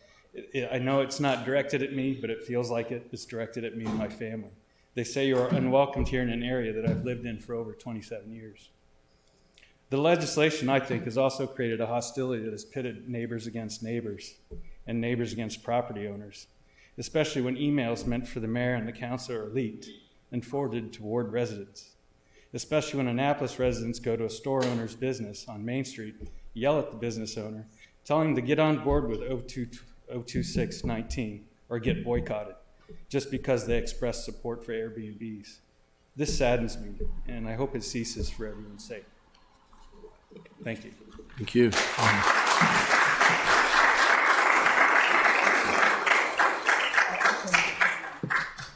Next up is Amy Kimurdo.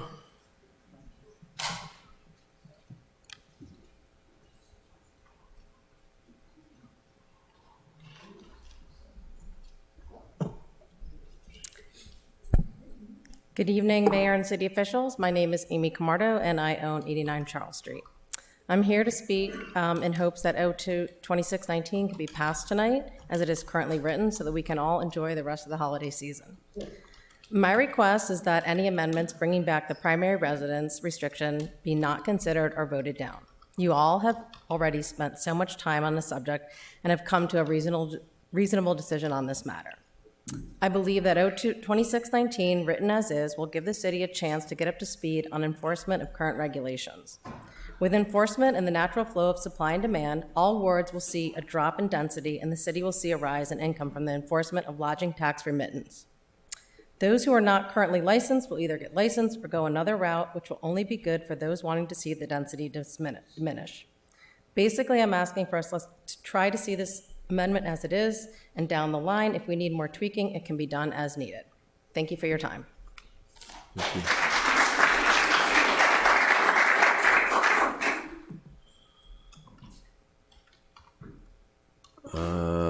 Next up is Amanda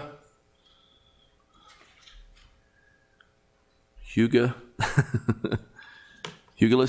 Amanda Hugelis. Sounds like. Any Amandas in the room? I'm going to move on to the next one. Okay, next up is Harold Mangold.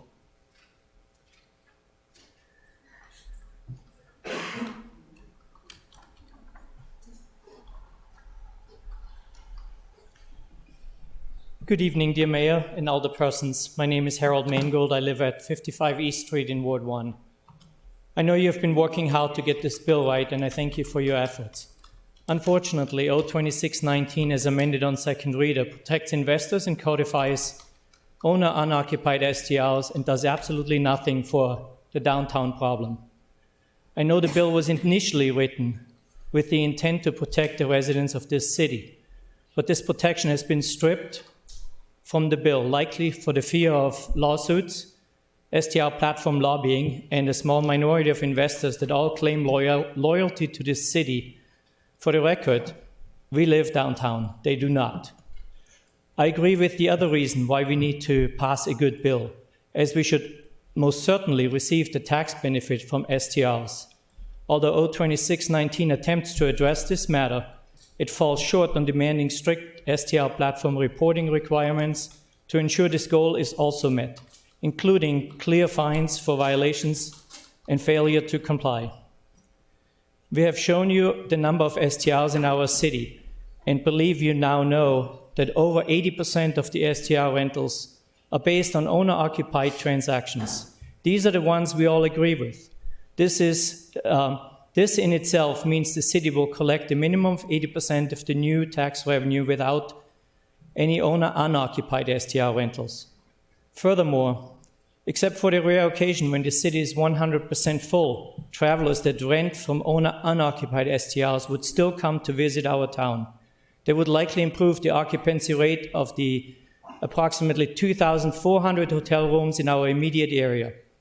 Did you know hotel room average occupancy is only 65 to 67% year-round? Even during the busiest travel months in the past 5 years, the peak months of hotel occupancies never exceeded 80.6% occupancy. This happened in June of 2018. I can gladly share these hotel industry reports with you. Also, I'm pretty certain that existing B&Bs and unbooked owner-occupied STRs can pick up the remaining demand of the rooms, boosting their income instead that of investors.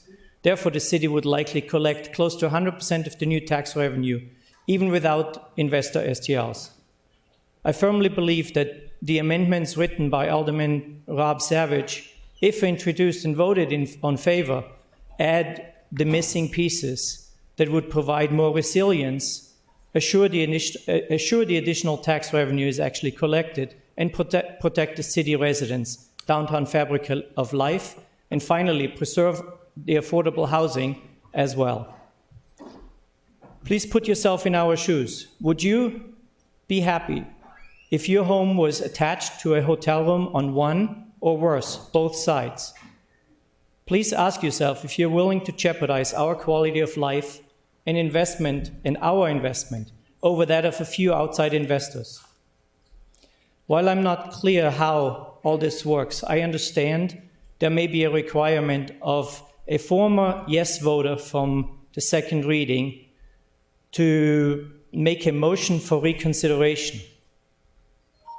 I sure hope one of you will step up to the plate, especially because this bill would have not moved forward to second reader if City Council better understood, voted, or properly amended the text before that vote. Alderman Peon, perhaps we can ask you, since you said you would, if the bill were presented the same way as it was last time, to introduce this motion. Forgive me if I'm misquoting you a little bit. Thank you for listening. Thanks for the opportunity, and thanks for your time. Thank you very much. Thank you.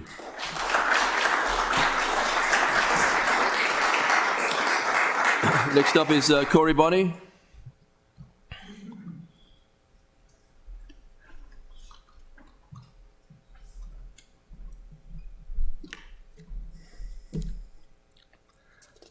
Thank you, Alderman, and thank you, Mr. Mayor.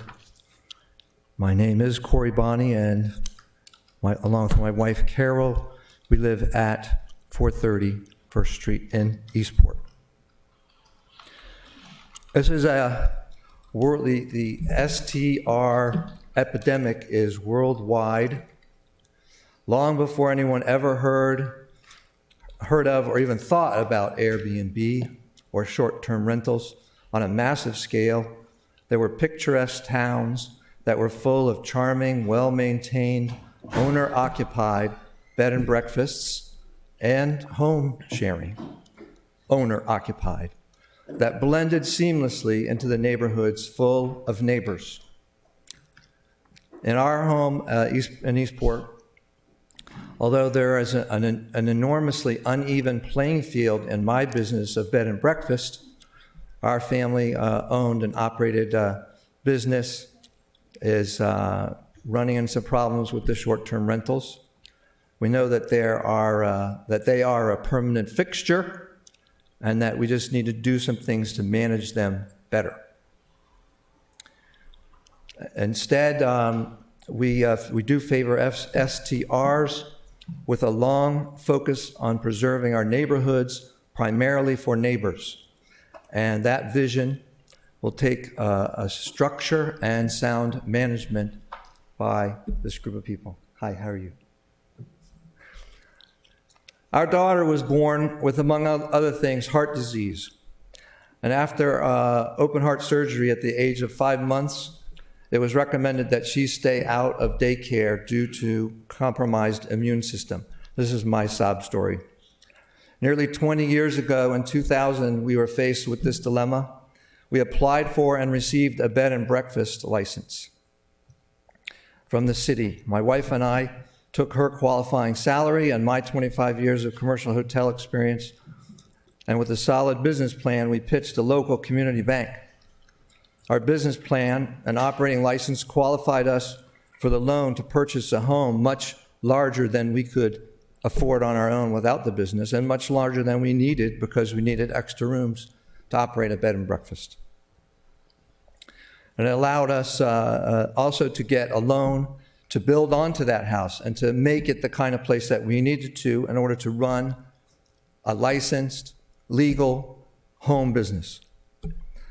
We found this large home. We got it. We planned enough to cover the mortgage and converted a construction loan into more mortgage. And we've been maintaining that mortgage all these years, 20 years, almost. And in our plan, when we first put it forward, we knew that we would have competition. Other businesses doing exactly the same thing we were proposing to do. There were the commercial hotels, and there were over 30 B&Bs competing with us as well. In fact, according to Chapter 21 of the Annapolis City Code, we could have as many as 2 B&Bs per block face. It was regulated how many you could have and not just open like a flood waters. We were fine with the potential competition.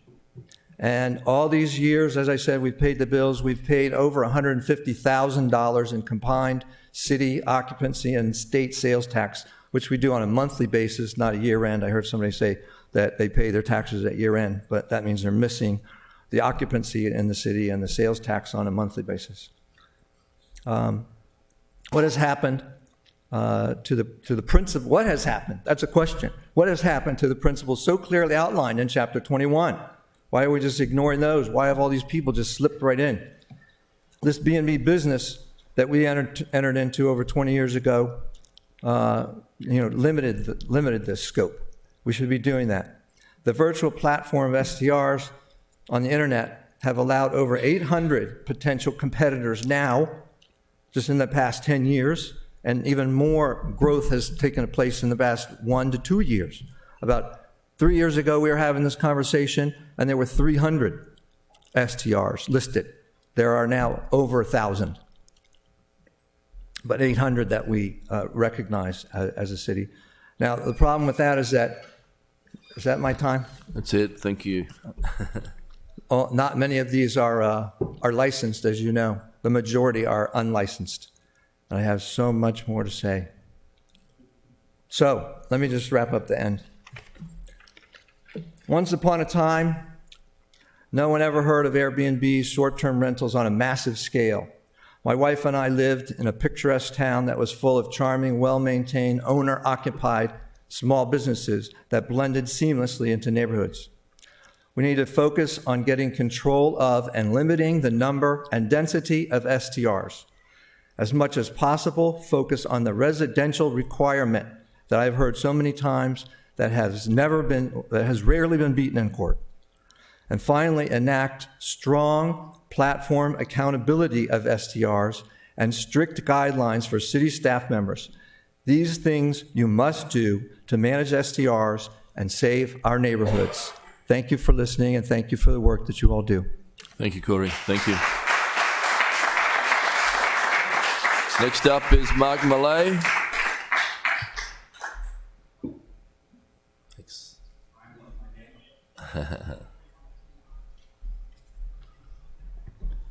Happy holidays, everybody. I'm Mark Malay from 123 Conduit Street. I'll be followed by Chris Cole of 55 East. Before I start, bottom line up front, I totally agree with what Marty Etzel just said about a good compromise is in hand. And I also want to echo what Garth DeVries said. I think we have a way to protect those law-abiding, owner and occupied STVRs that we should not ignore tonight. And so we're asking you to reconsider 2619 as amended to incorporate that kind of compromise. First, we'd like to acknowledge your hard work on short-term rental regulations that's gotten us here tonight, which has been no small feat. We certainly don't agree with various aspects of the bill, but we respect that all of you have the best interest of the community at heart. Next, we want to thank the residents of Annapolis's community groups that have allowed us both, Chris and I, to represent their collective feedback. Alderwoman Finlayson, Alderwoman Arnett, your 5 guiding principles, always in no particular order, have been life's safety, legality, enforceability, community character, and balancing resident business interests. Our comments will trace each principle as we think they can lead to a real compromise, which current O2619 is not. We support the life safety provisions in 2619 that protect all STRs in our neighborhoods and the citizens that live around them. However, without enhancing enforceability, 2619 will not help the city find and fine unlicensed STRs, which means the city cannot expect more STR dwellings to be inspected. With time and effort, our sector study has identified 37 unoccupied, unlicensed, and uninspected STRs available online. What's the city's plan to find these without compelling Airbnb and VRBO to help? Why is this language so weak? 2619 needs language to require that online host platforms connecting STR operators with travelers do their fair share to satisfy Annapolis's life safety requirements. P&Z will remain the ultimate authority, of course. Alderman Arnett, you said you want the bill to be enforceable by P&Z, so get the city out of the administrative nightmare of scanning every available platform for illegal rentals like we have been doing. At last month's Rules Committee hearing, Joseph Montano, sir, I believe that's you, the VRBO rep, stated the platforms are here to help and we're grateful. So let's accept their offer. Please add the stronger language for host compliance as Amy referenced earlier, so that bad actors can't slip through the cracks. Every person in this room doesn't want 2619 enforced on conventional roommate situations, eloquently explained earlier by Dr. Margelis. Please amend the bill such that STR licenses are not required for these agreements.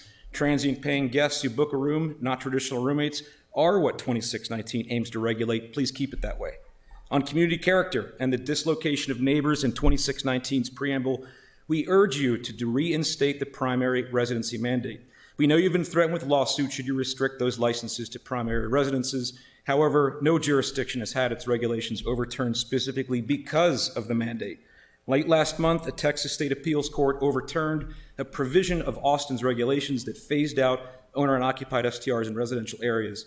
The ruling is complex and placed significant emphasis on Austin's failure to convincingly demonstrate that a primary residency mandate would actually address Austin's reasons for regulating STRs, which were disorderly conduct and noise, not growth and density of owner and occupied STRs that Annapolis is dealing with.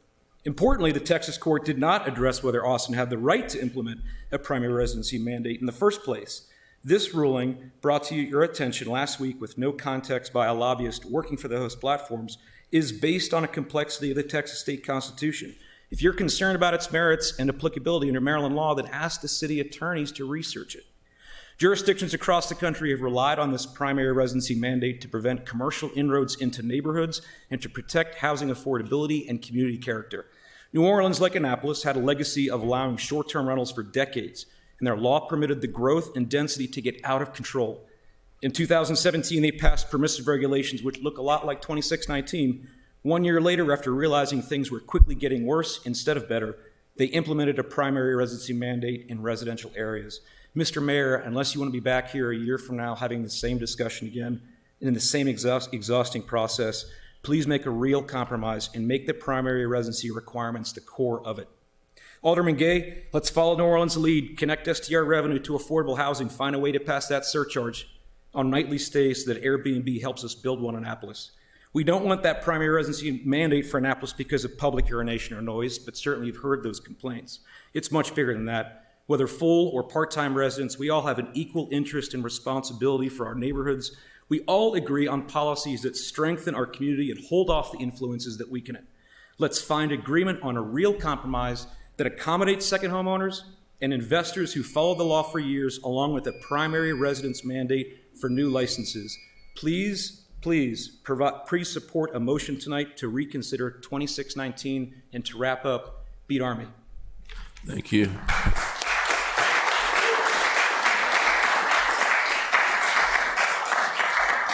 Next up is Chris Cole.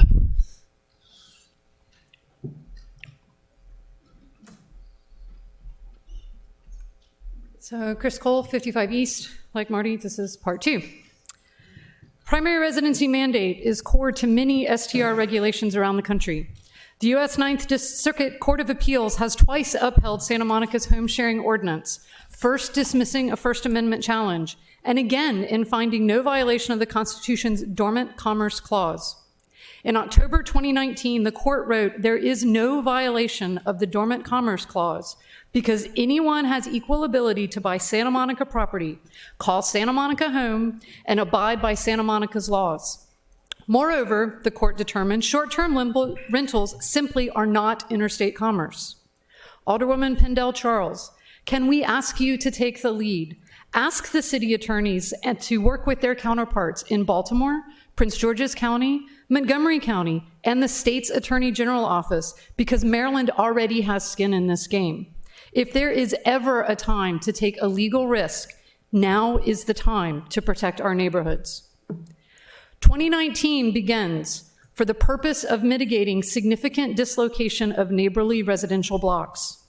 In the historic district between Main Street and King George, 1 in 5 homes are owner-unoccupied STRs. What will 2619 do to mitigate this dislocation? Capping licenses at 1 per person will do nothing to return these houses to full-time residency. Nearly every current STR license is issued to 1 person for 1 property, and in only 3 cases does 1 person hold licenses for multiple homes. Some say this is just a Ward 1 problem. Neighbors in Ward 8's Eastport Peninsula would beg to differ. Some say that zoning is the solution for wards affected by STR growth and density. We agree. But we've also heard the joking at working group meetings, and we understand that planning and zoning have no appetite to change Title 21 for this purpose. If something has changed, and if regulation through zoning is truly a serious idea, then you would link the two together like DC did and require zoning changes to be enacted before 2619 is implemented, not after. So forgive our skepticism when told that a targeted solution can come later. Please don't make the mistake New Orleans did and miss an opportunity today. A solution is available now. Whether you believe this is a downtown problem or not, support a primary residency mandate. Either the majority of owner-unoccupied short-term rentals are downtown and no one else is impacted, or let the downtown neighborhoods serve as a canary in the coal mine for you, the neighborhoods in your wards. But passing 2619 as is not an answer, because it does not serve the purpose of mitigating significant dislocation of neighborly residential blocks. We ask your protection, but we are not rigid.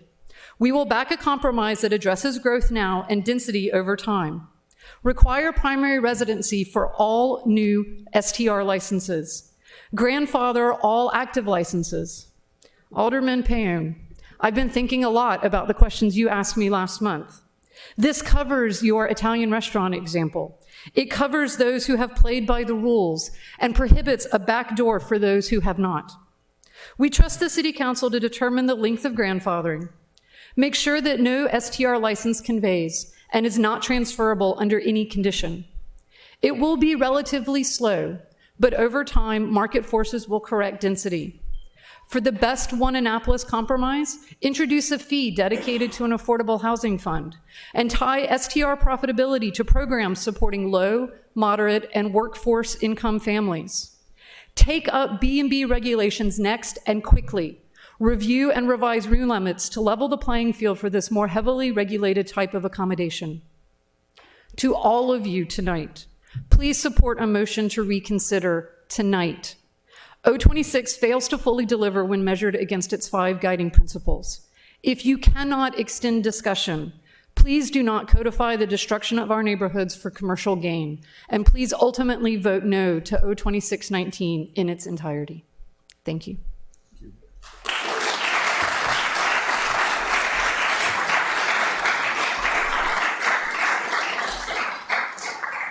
Next up is Bill Kardash.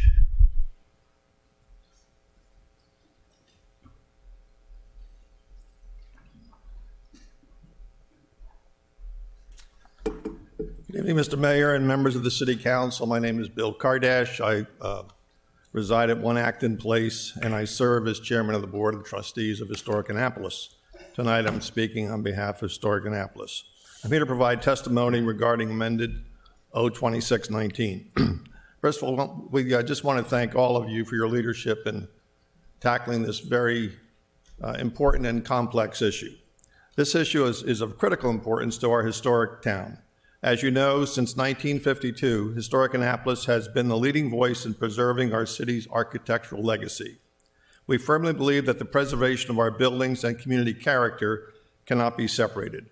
We also believe the proliferation of short-term vacation rentals in our city, and in particular neighborhoods in the Historic District, Murray Hill, Eastport, Admiral Heights, even West Annapolis, as well as other areas nearby, is already having a negative impact on the quality of life in our neighborhoods and its surrounding communities.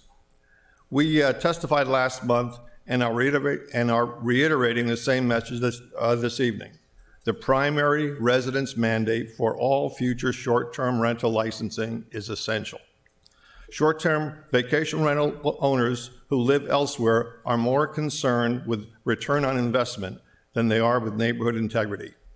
In the long run, we believe that diminishes what brings each of us together, a true community. By the way, just a sidebar, I just wanted to comment. I thought Catherine Hack's comments were spot on as far as what really brings a community out, what brings it involved, what keeps us active here. As you know, Historic Annapolis has partnered with the city through the City Dock Action Committee. One of the guiding principles agreed upon from the outset was to, and I'll quote, protect the authentic character of our community while providing a high quality of life for residential neighborhoods. Let me repeat that. Protect the authentic character of our community while providing a high quality of life for residential neighborhoods. The Colonial Annapolis Historic Landmark District is one of the oldest, most intact, and most significant districts in the nation. As our elected council, we respectfully ask that you enact legislation that protects our community character and returns the fabric, both tangible and intangible, of our neighborhoods. We believe that a primary residence requirement should be an essential part of any new legislation in order to return the culture, to retain the culture and character and the authenticity of our community. We encourage you to support that in any new legislation. I also just wanted to make some closing comments. Each of you have chosen to serve because you care about the community. Short-term rentals are a potential threat to that element of community character. It is not unique to Annapolis. It is across the country and in fact around the world. Without limiting its expansion, it threatens that which we, you and I, hold dear. It's about losing neighborhood character. If you care about your neighbors, like I believe most of you do, you should care about proper controls on short-term vacation rentals. The existing legislation as amended is neither efficient nor direct. I encourage each of you to take a deep breath, pause, step back. Let's work together to come up with a solution. Last month, Historic Annapolis Karen Timer Brown proposed creation of a task force. We met with some of you, recognizing the quorum issue, so we could hear your views. We stand ready to help, again. In fact, if you intend to vote on this legislation on third reader at the January 2020 meeting, I would suggest we accelerate the schedule, Santa Claus notwithstanding, and try to find a solution that works. Unfortunately, we do not believe O2619 is the path to our community. Thank you very much. Thank you.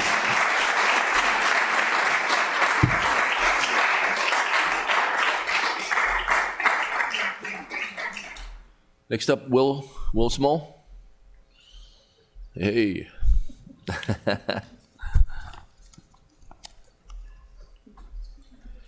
Good evening again, council people and fellow citizens of Annapolis.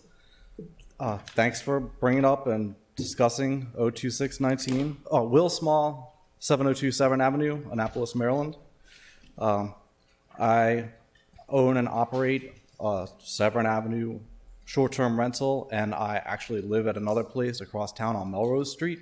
So I own both these houses, and the one is a licensed short-term rental. The other one across town is the house I grew up in, and I'm renting out rooms in it. I live there, and I applied for a license for it, and I was denied this license. The Department of Neighborhood and Environmental Programs accepted my application fee for $20. They said, yeah, we're going to go ahead with this, send in the other $180. And so I did that. And after that, then they said, no, we're not going to go ahead and license you to rent out part of your home. So there's no license process right now for licensing room rentals such as what I'm doing and Mrs. Margulies is doing. I would like to suggest that there needs to be some kind of grandfathering in component for people who are not licensed but are operating and have attempted to comply with whatever the code is as best as we could get our heads around. And I'd like to suggest also that,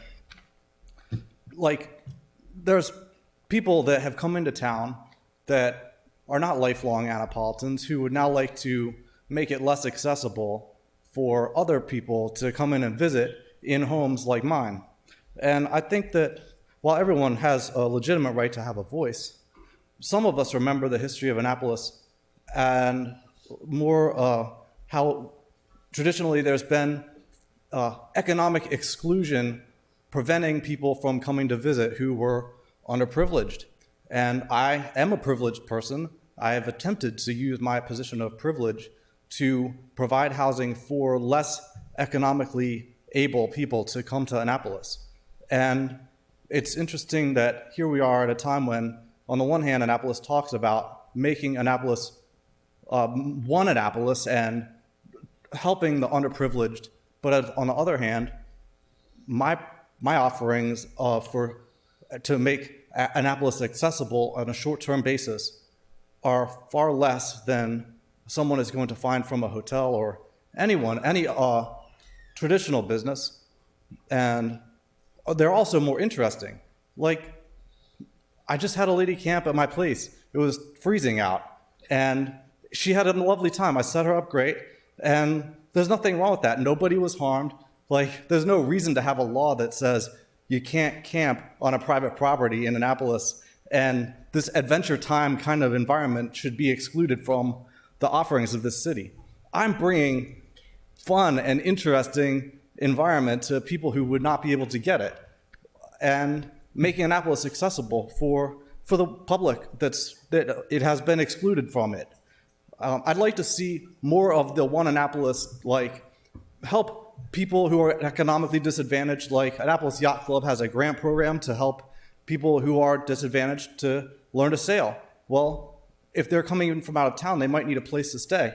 I would love to talk about how I can help facilitate that with even lower prices, or like qualify people for grants that, I don't need to make money out of every guest that comes.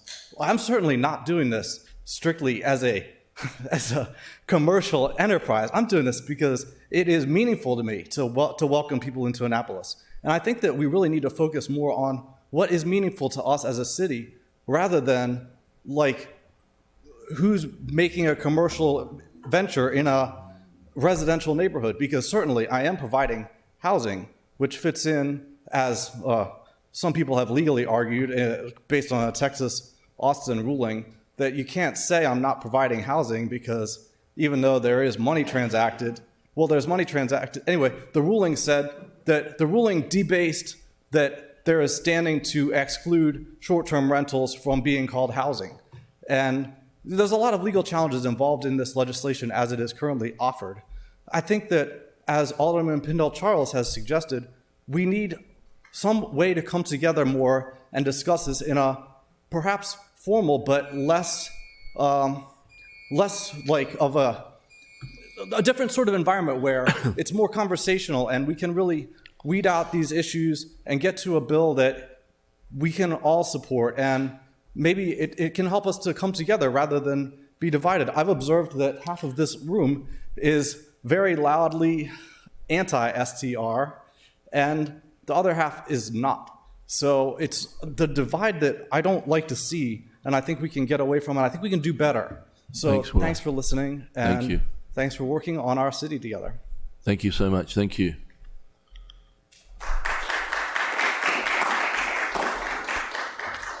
Chris Bukowski, you were on the other. You're okay? Okay. Right. Okay, so that's the end of the list. Anyone else like to come forward and speak? Please line up on one side of the room and state your name and full address for the record, please. Good evening, Mayor Buckley and members of the Annapolis City Council. My name is Joseph Montano, and I am the Government Affairs Manager for Expedia Group. On behalf of Expedia Group and its family of travel brands, including vacation rental leaders Vrbo and HomeAway, I'd like to thank you all for the opportunity to testify before you today in our strong support of Ordinance 2619. Across North America, Expedia Group is supporting legislative efforts towards fair, common sense, and evidence-based regulation of the short-term rental industry. And we're committed to fostering an affordable, accessible, and responsible short-term rental marketplace in compliance with local regulations. For nearly 3 decades, Vrbo and our local homeowners have been focused on serving traveling families. In fact, our average customer booking travel on our platform is a 50-year-old woman traveling with a family of 4. That focus on responsible travel translates to our collaborative approach to fair and effective policies. So it comes as no surprise to everyone in this room that travelers enjoy having access to a diverse set of accommodation options. And in fact, a recent poll showed that 2/3 of Americans believe that short-term vacation rentals provide a valuable alternative to traditional hotel lodging. Vacation rentals are such an important option that a third of Americans would be less inclined to visit a city if that option were no longer available. Small businesses in Annapolis have also greatly benefited from the short-term rental activity. According to an economic analysis conducted by the Internet Association, short-term rentals have contributed nearly $7 million in economic activity for the city and its residents in 2018 alone. It's for these reasons that I'd like to commend the Annapolis City Council for recognizing not only the importance of vacation rentals in the tourism ecosystem, but for taking the important steps to prudently legalize and effectively regulate this industry. I've noticed that a lot of talk has been around the proliferation of short-term rentals. This bill addresses just that. By limiting the license numbers to one license per individual person, you will effectively limit the number of short-term rentals that are in place. Now, it's not ideal for us as a company, and it's not ideal for the folks who just want couch surfing or primary only or home sharing only. But in my short time of doing this, I found that when both sides are yelling at you, you're probably doing something right.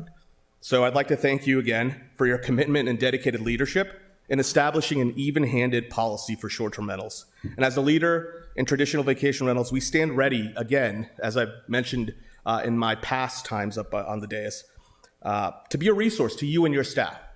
We want to be the good actors in the room. We want our platform to help the city effectively manage short-term rentals, effectively address the problems that the city's coming. So I come to you with that, open arms and ready to accept any help that you may need from us. We stand ready to and committed to do that. So thank you again for your time and consideration. Thank you.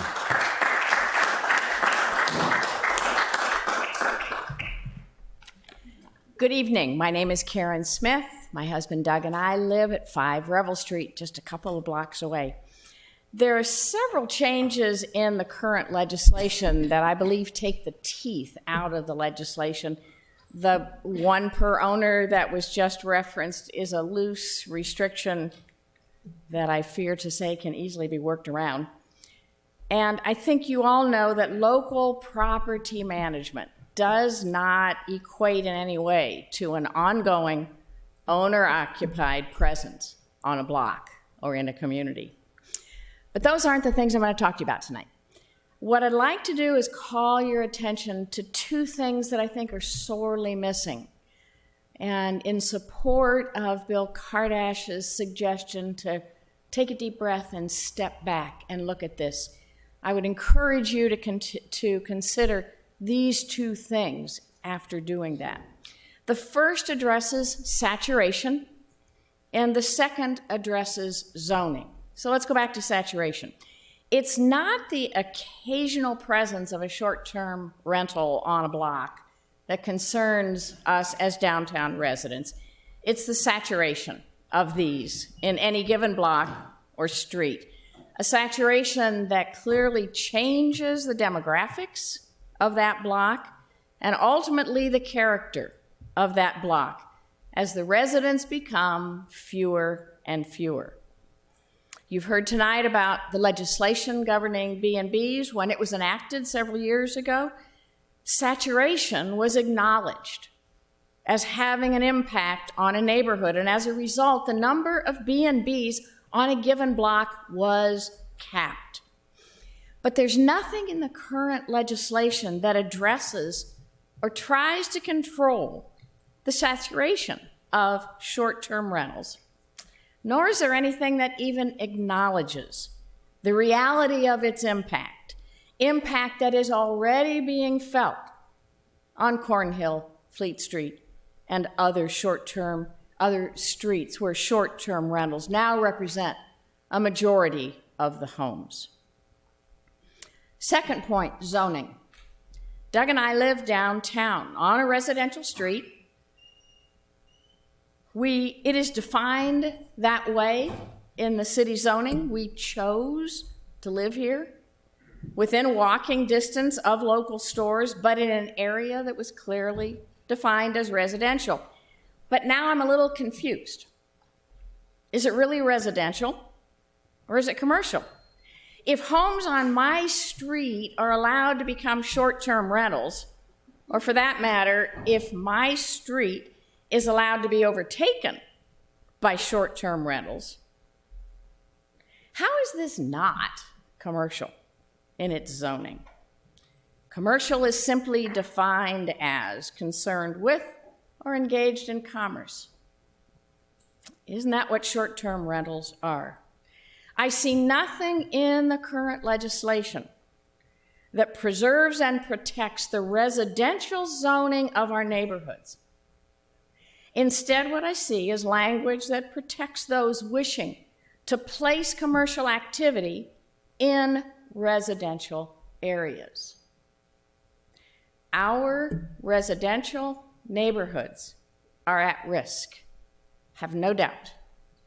Our residential neighborhoods are at risk if you do nothing to control saturation and the residential zoning which defines our neighborhoods. Thank you.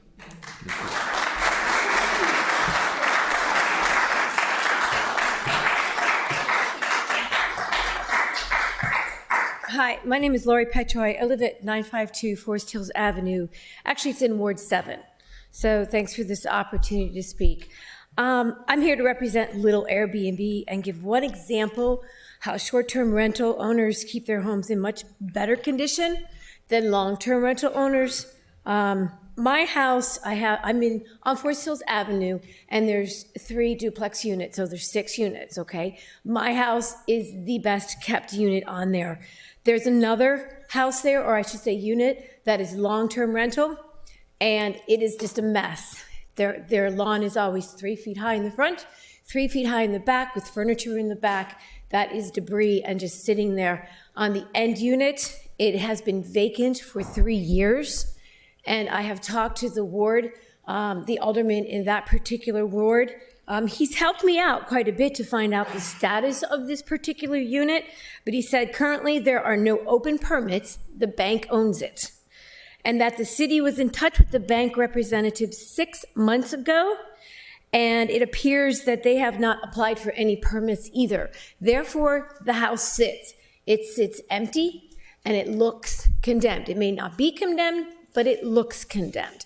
So that has significantly decreased the value of my home and the other couple of homes. So 2 out of 6 homes look a mess in this small area.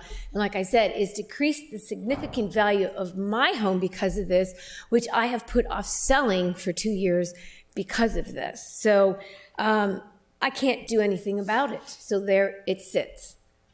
And so that's where I'm saying I would much rather have a short-term renter in these properties than long-term renters or the bank owning it, because then I know these 6 units would be up to par. So I just wanted to bring that up on a side note, and perhaps I missed this, but does this bill include all the yachts and the boats in this area that are renting out the boats and the yachts as short-term rental? Is that included in this bill? Do you realize that that is going on?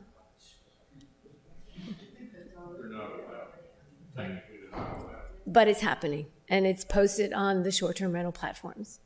But thank you. Thank you.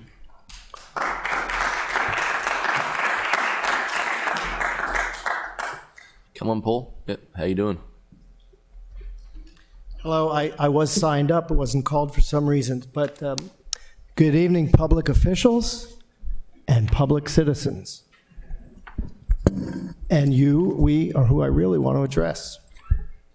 I'm not here to talk about the law or constitutional issues or this or that, but I want to refer to some popular culture allusions to make a point. Back in May or June, I stood here before you and I cautioned you that I didn't think the sponsors, who I respect greatly and thank for their work, I cautioned the sponsors that this would have far-ranging effects and would pit neighbor against neighbor. And I specifically used the words acrimony and caution. And that's what it's come to be.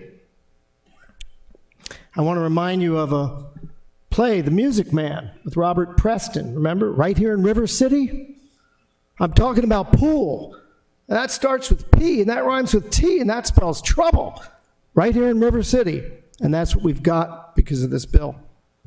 What do we have? We have hyperbola, misinformation, falsehoods, neighbor against neighbor, what's politely called BS. Sky is falling, spreading of misinformation, personal attacks, a closed Facebook page, ironically called Save Annapolis, which, if you happen to disagree with some of the people behind it, they won't let you be in on their little Facebook page. So they spread photographs, they turn people in. It's like Soviet Russia. My neighbor is renting out a room illegally, comrade.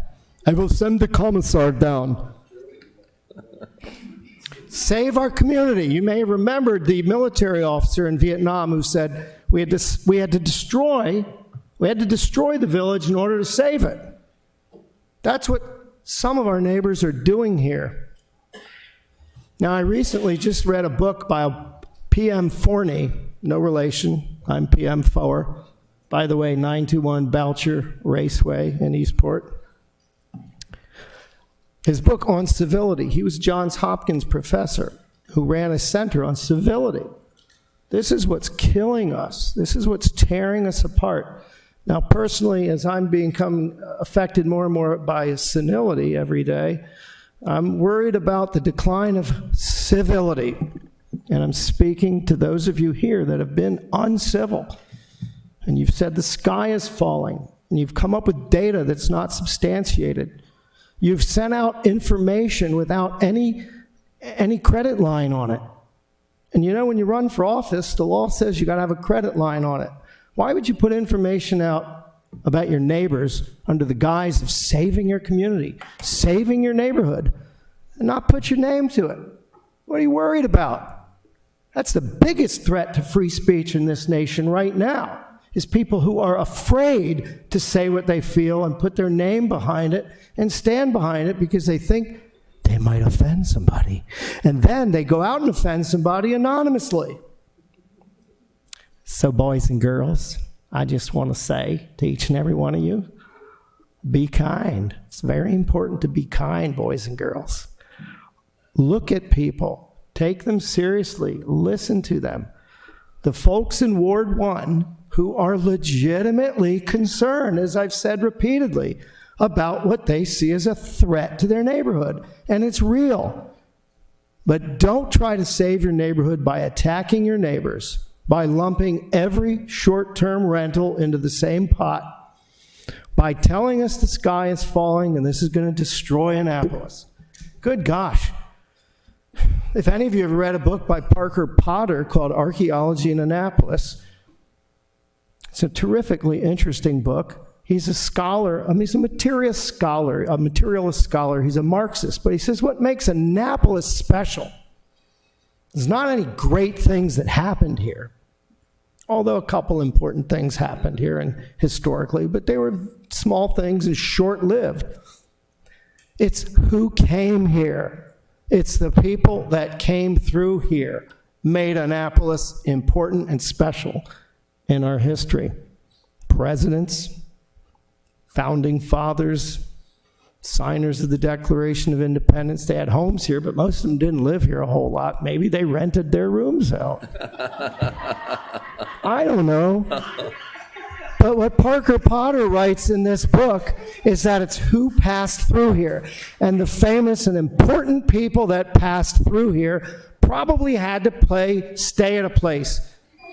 Will, I don't know if they stayed at your place or not, but that's the point. We have always been a city of visitors, travelers, and tourists.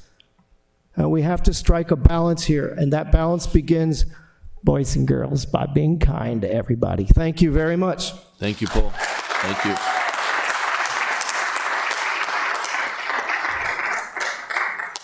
Anybody else like to come forward? Please come forward, state your name and address. I hate to have to follow that act. I'm Ursula Kewen, Ward 3. I was here, I guess about a month ago and talked a little bit about Little Airbnb, which I'm starting to say we should change our name to just home sharers, because it's not like we rent out the rooms, we interact with the guests that we have in our rooms. We literally work with them. I heard someone here from Ward 4 say that she was a super host. Well, I've been with Airbnb for 6 years, and I became a super host my very first year and have been deemed a super host ever since because I've gotten nothing but 5-star reviews. I think, well, the one thing that I want to say is I hate the idea of someone coming into my house in my own private part and inspecting it. It's not that I think I can't pass that. I think actually I would more than pass it. I not only have the smoke detectors and carbon monoxide detectors, but I have escape ladders for every room upstairs, and I have fire extinguishers in every room of my house because I'm a boater. I'm used to having fire extinguishers. But I want to say that this particular ordinance seems to put a tremendous pressure on us little people, us small people who are just trying to share a room with people who don't want to listen to the elevators going up and down and the ice machines going off and the 2 o'clock revelers coming in which they get in the hotels, because I've been in many hotels when I was working and I traveled a lot. I've been there. I made my place like a hotel in a way, but much quieter, much nicer, and I'm far more congenial. I really hope that you think about exempting we small Airbnbers, especially we who have gotten our 5-star reviews from our guests, and how we really try to help the people here. And to end this, which I really didn't hear from anyone, I really want to wish all of you happy holidays.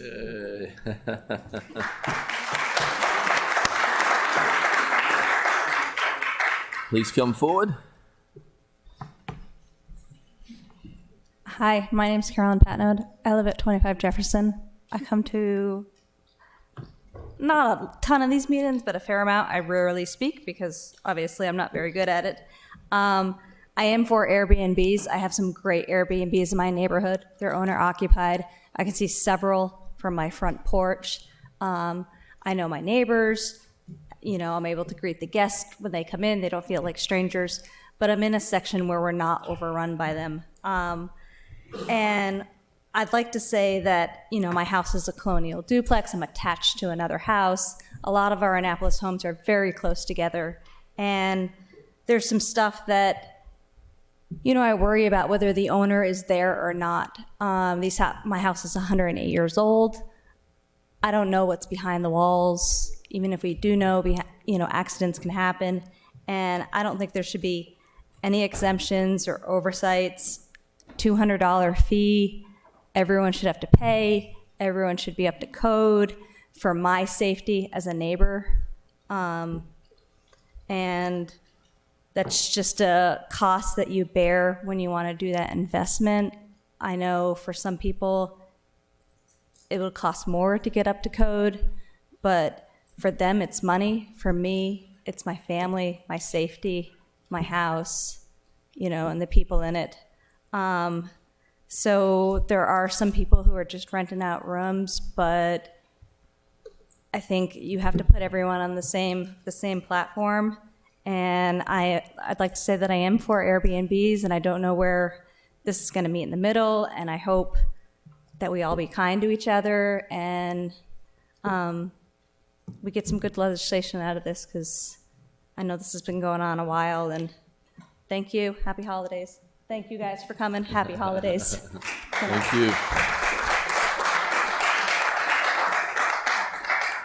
Anybody else like to come forward and speak on ID 662-19? Okay, I declare the public hearing closed on ID 662-19. The City Attorney, please present the next item on the agenda. The next item on the agenda is legislative actions on first reader, beginning with Resolution R5019, City Attorney D. Michael Lyles. Okay, well, if we haven't scared you off yet, Mike. Is there a motion to adopt R-50-19 on first reader? So moved. Second. All those in favour say aye. Aye. Is there a motion to, we actually need Fred back here, don't we? Can we? No, to suspend the rules? Have you talked to him? Have you met the guy?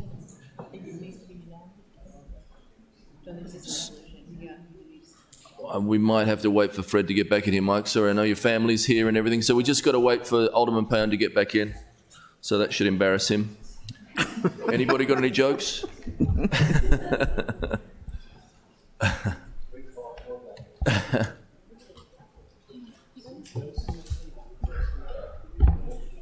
Lindy.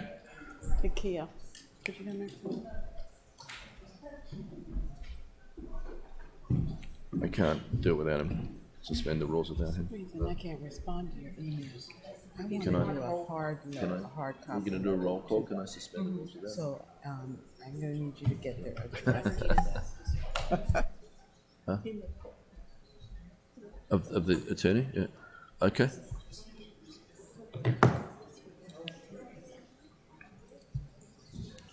So we just took a vote on it. So if I do a motion to suspend the rules, can he talk? Can Duane say something?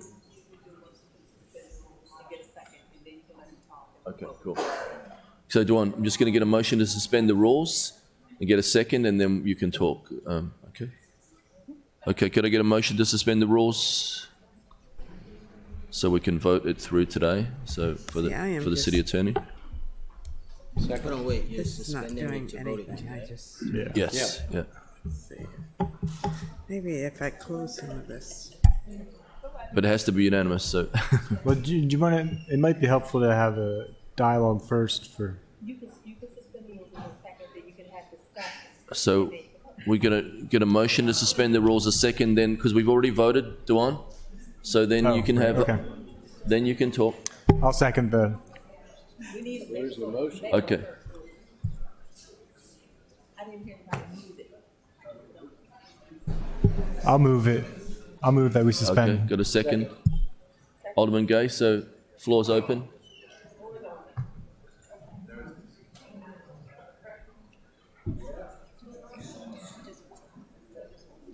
So Alderman Gay? No? No? Would you like something to say or not? No. You good? Okay.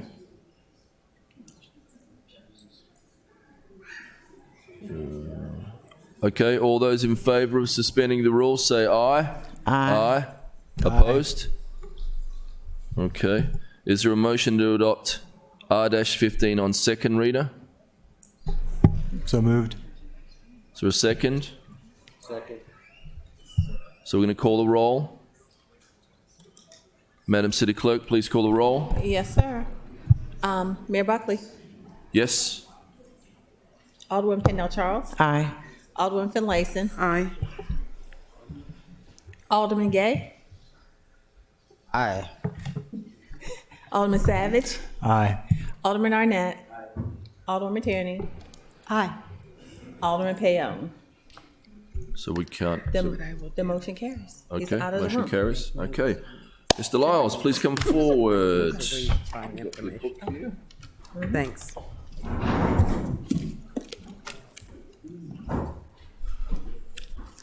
Pen. Okay. Stand up.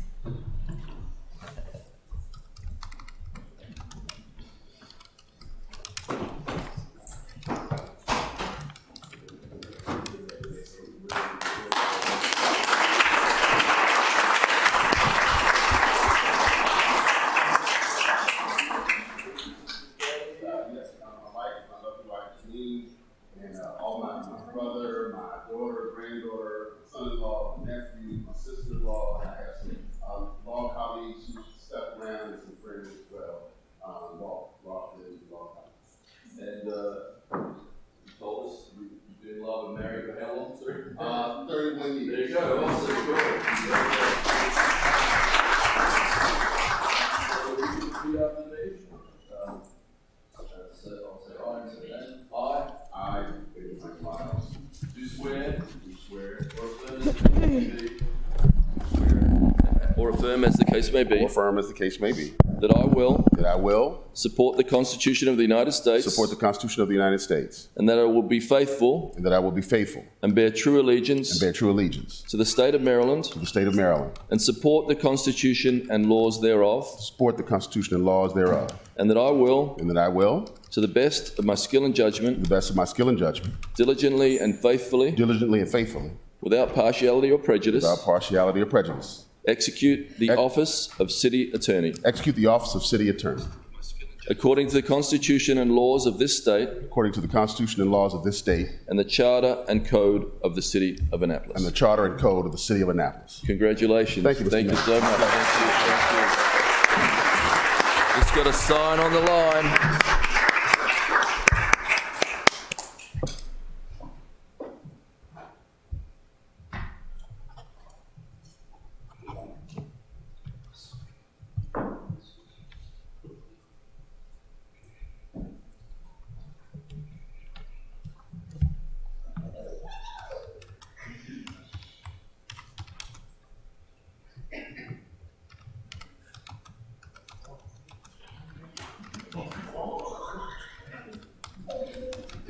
Just get out here for a quick picture, Sure. and then we'll bring your family up. That's okay. Mike, is this when I start yelling Eagles fly high? Eagles fly! Gonzaga.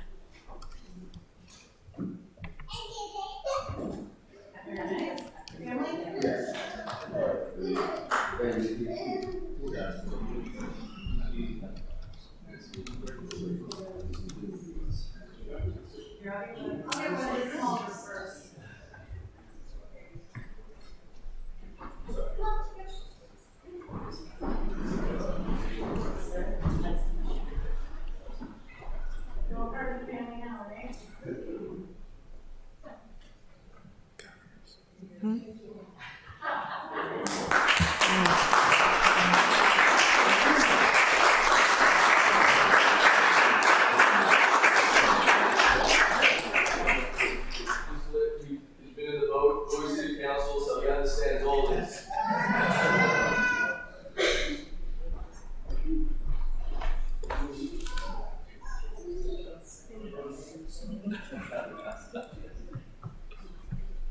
Right.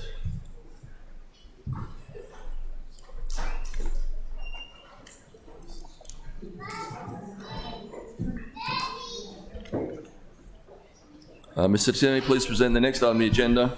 The next item on the agenda is Resolution R4919, City Manager David A. Jarrell. All right, is there a motion to adopt R-49-19 on first reader? So moved. For a second?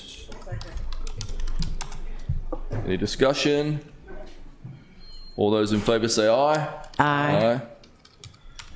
Is there a motion to suspend the rules to allow passage of the resolution at this meeting of its introduction? So moved. Second. All those in favour say aye. Aye. Opposed? Pass. No. Okay, then it doesn't pass. Defeated. Okay, has to pass, so Abstain. just leave it there. It will be on the next agenda on January 13th. for Okay, second thank you. reading. That was on the motion to suspend the Suspend the rules. rules. Just on to suspend the rules, yeah. Yes, so it will automatically go on the agenda for January 13th. Okay.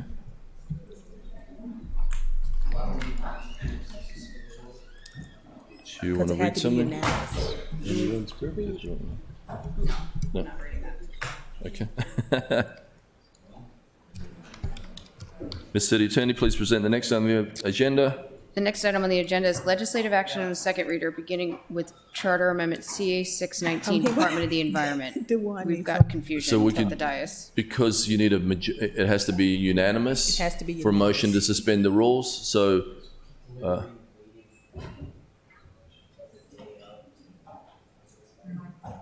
well, we confirmed to the City Attorney, but David Gerald, Ellie, The unanimous will just suspended it, so it will take effect tonight instead of waiting until January. yeah. So, Yeah, I think we have to clarify that. Let's take it to a vote. Speak into the mic so we can hear what's going on, please. So we had to have a unanimous vote to suspend the rules for David Gerald to go to the next phase. It didn't get a unanimous vote. So, yeah, no, if we go to the next phase, So we're not going to pass it tonight. We're going to wait till I January. think she's saying that she voted incorrectly. Oh. Okay. Can we ask about Alderman Payon? But Fred said pass. Can we ask about is passed? Does that count? Everybody had to say yes. It had to be. Tell you what, yes. I'll be happy to reconsider my vote, and so we can take care of it this evening. Okay. So you guys want to make a motion to reconsider your vote on suspending the rules? Can somebody do that? I think a pass would still allow it to happen I will, tonight, but I'll make a motion to reconsider. thank you. I'll second that. Okay. All those in favour say aye. Aye. Opposed? Okay, now. Before you go, now- okay, you gotta talk to, you gotta talk. What, now it's a motion, we have to do the motion to suspend the rules again. So now you're going to adopt R49 on second reader. We have to vote We have to suspend the rules for, You just did. no, that was a vote to reconsider. Reconsider. Now we have to take. Do it again. Okay. I'll move that we suspend the rules to adopt, what is it, R 49 on second reader. Second. Okay. All those in favour say aye. Aye. Opposed? Okay. So what's your pleasure now? Okay, so now, Now we're gonna adopt the R49 on second reader? Do we need to do a roll So call on moved. We need a motion. So moved. Second. that? Okay. Any discussion? Look at those big puppy dog eyes. Come on.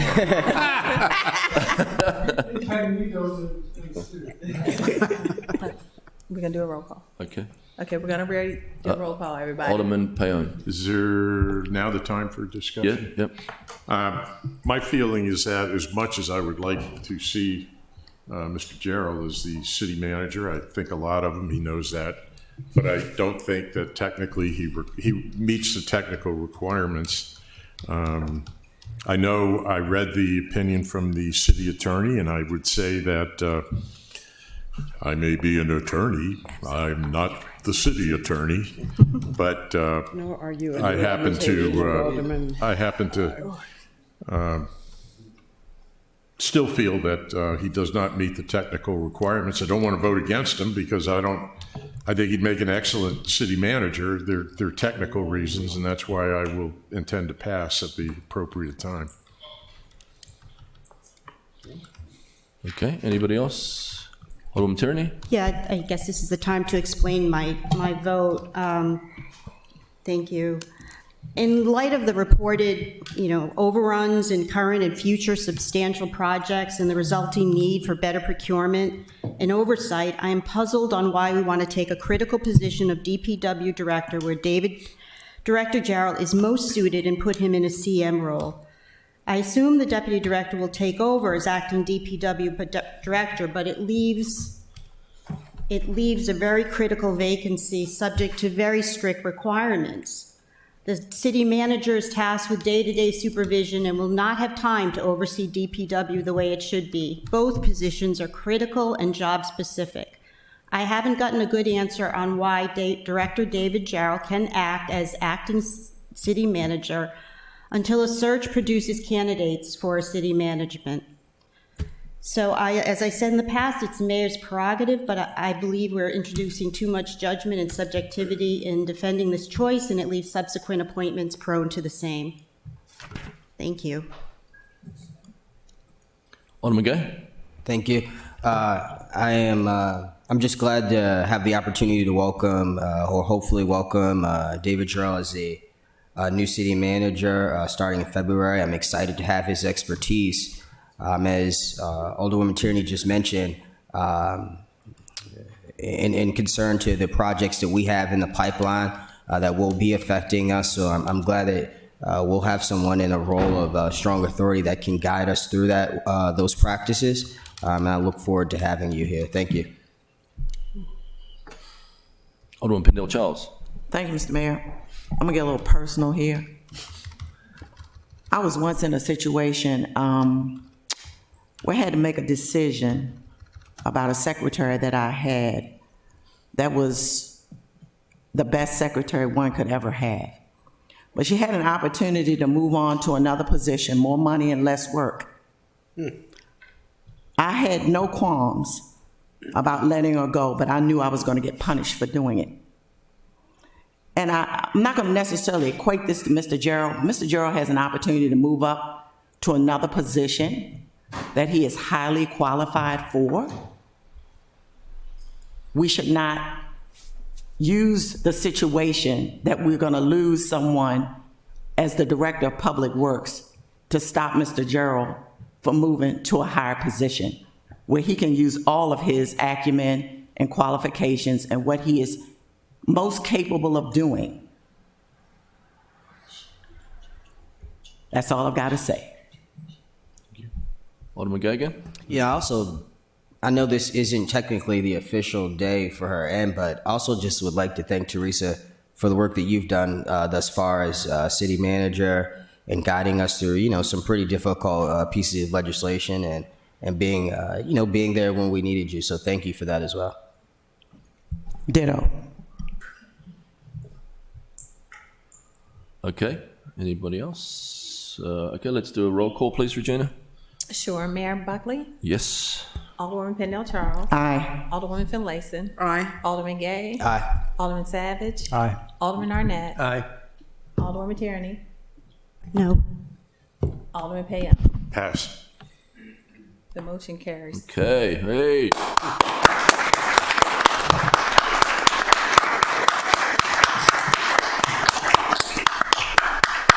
Thank you so much, David. We don't get to swear you in because it's going to be a while. Oh, please, love you to come and say something. Yeah.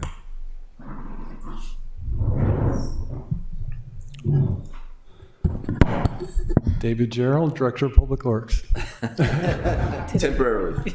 So thank you very much for your vote of confidence. What I really wanted to say is tonight is a no-lose situation for me, because either I get the opportunity to be the city manager and have greater responsibilities, or if I didn't get passed, then I get the opportunity to go back to the best department in the city and spend some more time there. This last 9 years has just been fabulous, and this is an amazing city to work for, and I love the city, and hopefully I can do great things as a city manager. I feel like we've done great things in Public Works because of the fabulous staff that I have.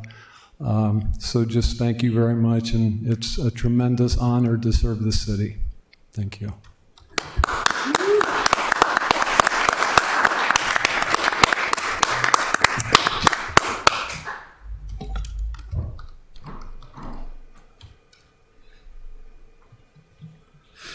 Ms. City Attorney, please present the next item on the agenda. Next item on the agenda is legislative actions on second reader, beginning with Charter Amendment CA 619, Department of the Environment. Alderman Savage. I'd like to move that it gets postponed until March 9th. Second. Any more discussion? I was going to explain it a little bit. So after discussion with the co-sponsors, we've been a little distracted lately with some other legislation, and we have gotten some new information from staff, from the staff report, and we would like some more time to go through that, because I think there's some confusion about what the legislation does and what it's intended to do, so I want to get that straight. And I think we also want to make sure staff is comfortable with what's getting proposed. And so I'd like to go back and as we get into the critical area, I have a number of amendments on that, but that was really proved to be a successful effort a productive effort to talk with staff, and we really got, feel like a good solution on the critical area. And I think we want to do the same thing with the Department of the Environment proposal. So this will certainly give us more time to do so. Alderman Pendell Charles. Thank you, Mr. Mayor. I have two concerns, but I'm not going to go into great length, but Alderman Savage and I can talk offline. Number one is the cost. I'm really very concerned about the high cost associated with this change, especially since we have a tight budget, and I might be bleeding over into the next piece of legislation. The other thing I have concerns about is the level of supervision, and we can get into that offline as well. The supervision of a person who may not necessarily have the same degrees or qualifications of the persons that person is supervising. So we can talk offline about that, but those are two of my major concerns. Thank you. Alderman Savage. I appreciate that. I would be happy to talk more about that because when I was surprised when I saw those numbers as well, and I think that's where I believe some of the information is incorrect in some of those staff reports, or the legislation is doing something that we didn't intend. And so I want to get to the bottom of that, and this will give us some more time to do that. Thank you. Anybody else? Okay, we have a motion to postpone. All those in favour say aye. Aye. Aye. Opposed? Thank you. The City Attorney, please present the next item on the agenda. Next item on the agenda is ordinance 01819, Department of the Environment. Oh, is it? Same. Yeah. Oh, so, Second. Alderman Savage. I'd like to move to postpone to March 9th. Second. All those in favour say aye. Aye. Opposed?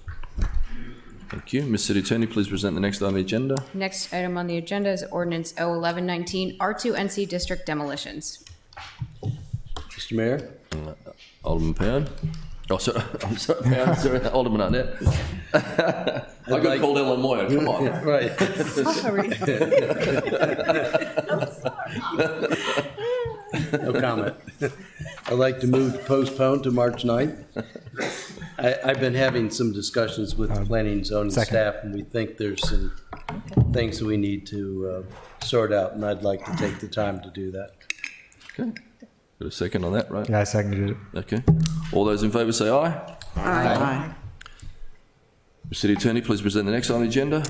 Next item on the agenda is 03119, City Council Meetings Rules of Procedure. Is this you postponing this? I don't know who postponed this. Is it? Didn't get a good answer. Does someone want to postpone this, or can we take a vote on the 3 minutes of time? Want to postpone it to December the 9th? One person. So make a motion. So I'm not trying to postpone it. Do you want to postpone it or not? No. You want to vote on this? Okay. Is there a motion to adopt O-31-19 So move. on second reader? Wait. Ross isn't on this. Got a second? Ross isn't on this. He's not a Yeah. co-sponsor. It's a discussion. Alderman Gay? Was there a second? Well, I just like to be clerically correct before we move forward. Yeah, let's slow down a bit on this one. So it's Just changing. an FYI to possibly help you. There are a lot of related topics going around related to the 3 minutes and some of your procedures. So we weren't sure what was going to happen because nobody kind of gave us a definitive answer. So, yeah. This is just. And it's on the agenda because of the 90-day rule. You have to suspend it postpone it until a date certain. So to give you time to work on it. So that's why it's on the agenda. As it stands, it would just change the time from 5 to 3, correct? To 3. Okay. The county's 2. But that would be for both comments by the general public and public hearings, both? And councillors? No, just kidding. No. And mayors?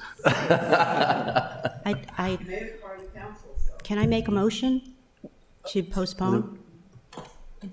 Until. Alderman Tierney, to answer your question, no, it's not related to public comment and public hearing. It's only for the petitions, report, and communications, which the public comment falls under. So it wouldn't have an impact on the public hearing time limit. I don't think my colleagues understand that. Okay. Yeah. So it's just public hearing would still be 5 minutes. Correct.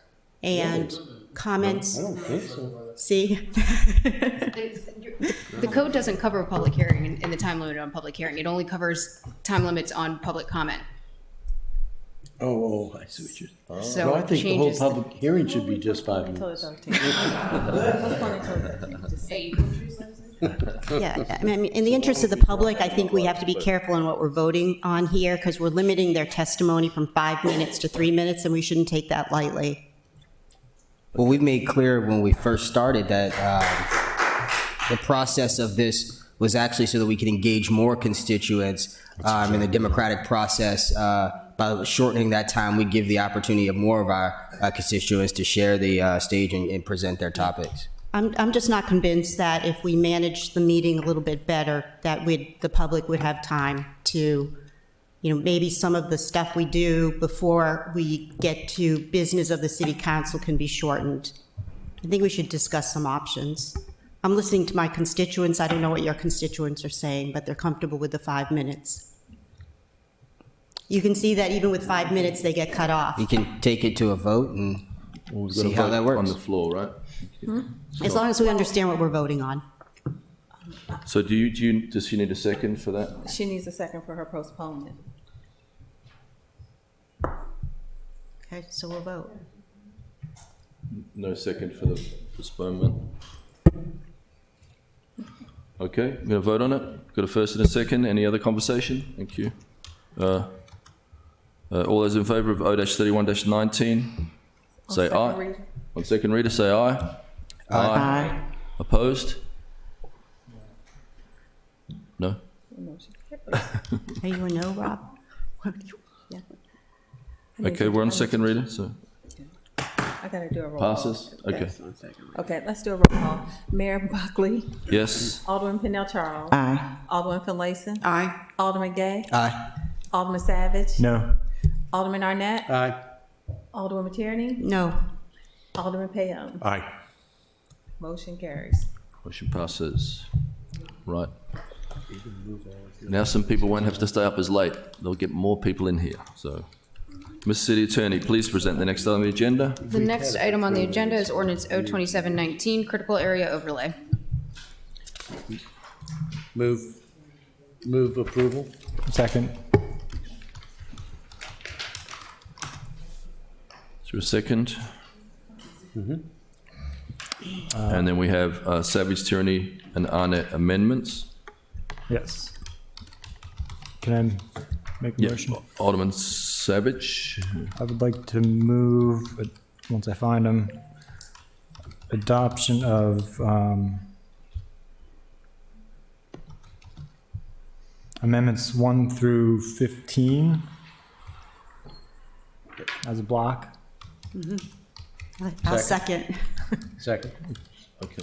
Can you give a little explanation? Yep, come. Just to give everybody an explanation about the underlying ordinance itself, it just essentially brings the city, our code up to date with the state code and the model code.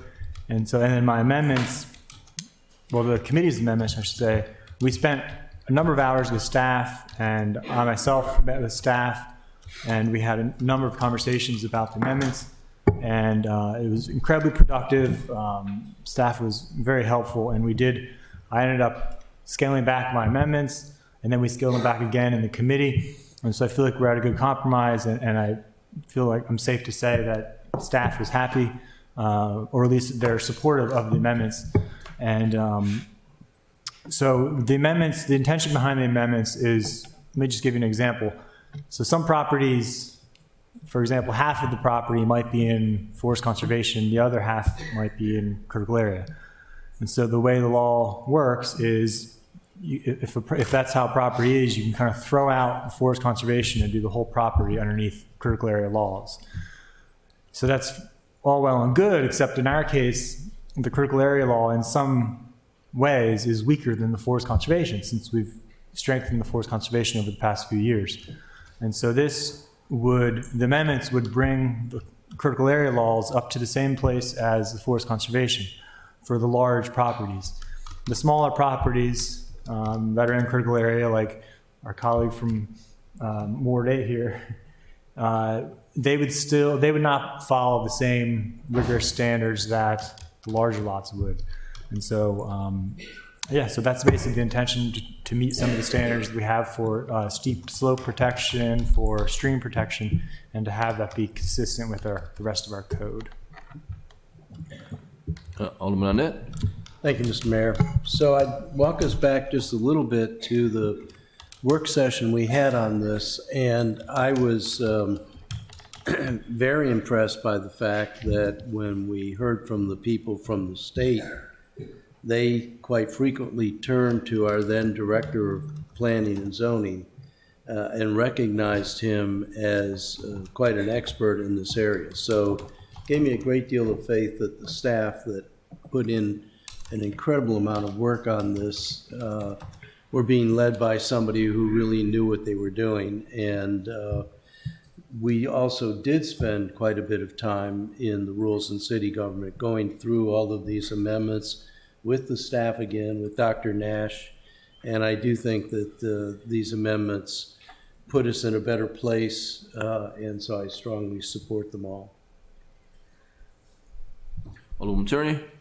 Thank you. I really want to give a shout out to Cynthia Gudenius, if I knew how to say her name correctly. She is a master in critical area review, and during the environmental committee meeting, she was very helpful. We went over every amendment line by line, and it was a real demonstration of compromise to make the legislation Annapolis specific, and they were very helpful, and it was just a great meeting. And I want to applaud my colleagues, Alderman Arnett and Alderman Savage, for making it such a good meeting, and Dr. Nash as well. Okay. So there's a motion to amend ODS 27-19 on second reader. The amendments are 1 to 15, huh? Amendments 1 to 15. 1 to 15. Savage moved it and it was seconded. All those in favour say aye. Aye. Opposed? Okay, great. Is there a motion to adopt ODS 27-19 as amended on second reader? So moved. Second. All those in favour say aye. Aye. So this is a lot of changes. So there's is there a motion to vote on whether the amendments of ODS 27-19 are substantive? It require a personal public hearing. This is 15 amendments. This has got to be substantive. Someone has to. I would advise you that they're substantive amendments. Okay. 15 amendments is a sub. I'm going to move that. Can I get a second, please? Second. Yeah, second. Yeah. Third. I mean. In a second. A lot of them were wordsmithing. I don't know. So all those in favour of agreeing that they are substantive, say aye. Aye. Aye. Opposed?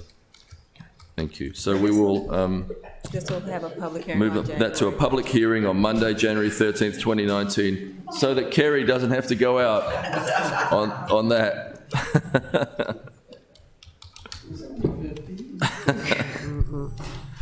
Ms. City Attorney, please present the next item on the agenda. The next item on the agenda is Resolution R3619, Critical Area Overlay Fees. So moved. Second. Okay. There's a Savage and Tyranny on that amendment, same thing. Yeah. Can I move? I would like to move Savage Tyranny Arnett Amendment number 1. Second. Okay. Any discussion? Alderman Savage? Yeah, just the same explanation, really, except this updates the fees. Okay, it's just the fees, right? Yeah. So,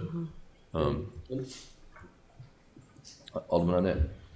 And again, we had a very good discussion with the staff, Cynthia and Sally, and they actually helped shape. We kind of amended things given their advice, so I support this as well. Okay, so there's a first and a second. All those in favour say aye. Aye. Opposed?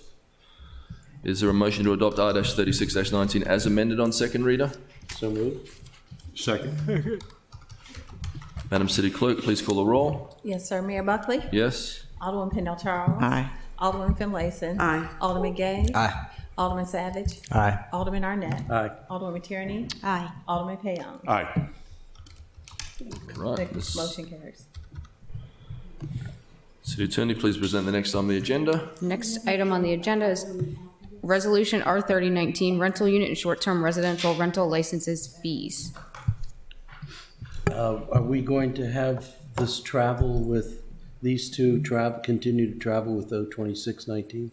In which case I would move that we postpone until the January 13th meeting? Is there a second for that? Second. All those in favour say aye. Aye. Opposed? Mr. Chair, was that for R31 19. also? Yes, both. We're just about to, I'm just going to vote on that separately. So, okay, City Attorney, please present the next item on the agenda. You have to read into the. Next item on the agenda is Resolution R3119, rental unit and short-term residential rental licenses fines. And So moved. Alderman Annette's postponing Second. it. Is there a Well, second? Move it first, and then postpone. The second. Any discussion? All those in favour say aye. Aye. Opposed? Thank you. Ms. City Attorney, please present the next item on the agenda.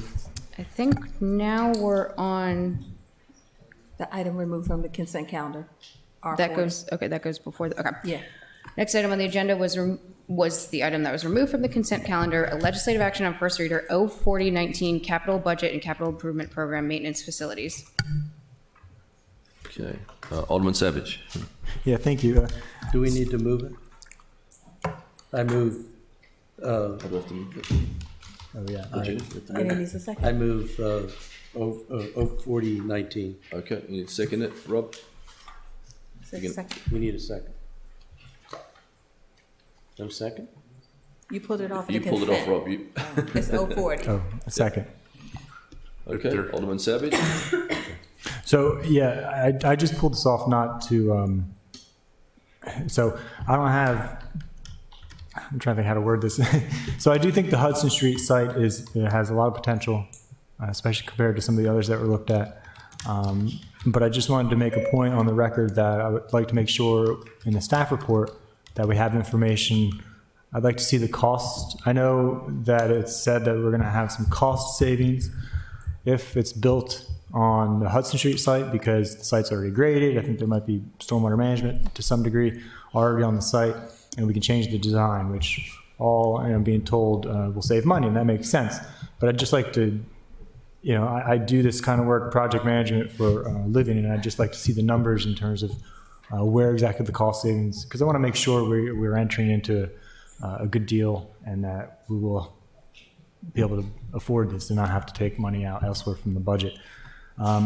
Also, if there's any information that we may have from MDE regarding the Spa Road sites, because that's another concern I have about, I know part of the site's contaminated, and I'd like to know if the city is obligated to do some remediation in the short term or the long term on that property before it gets sold.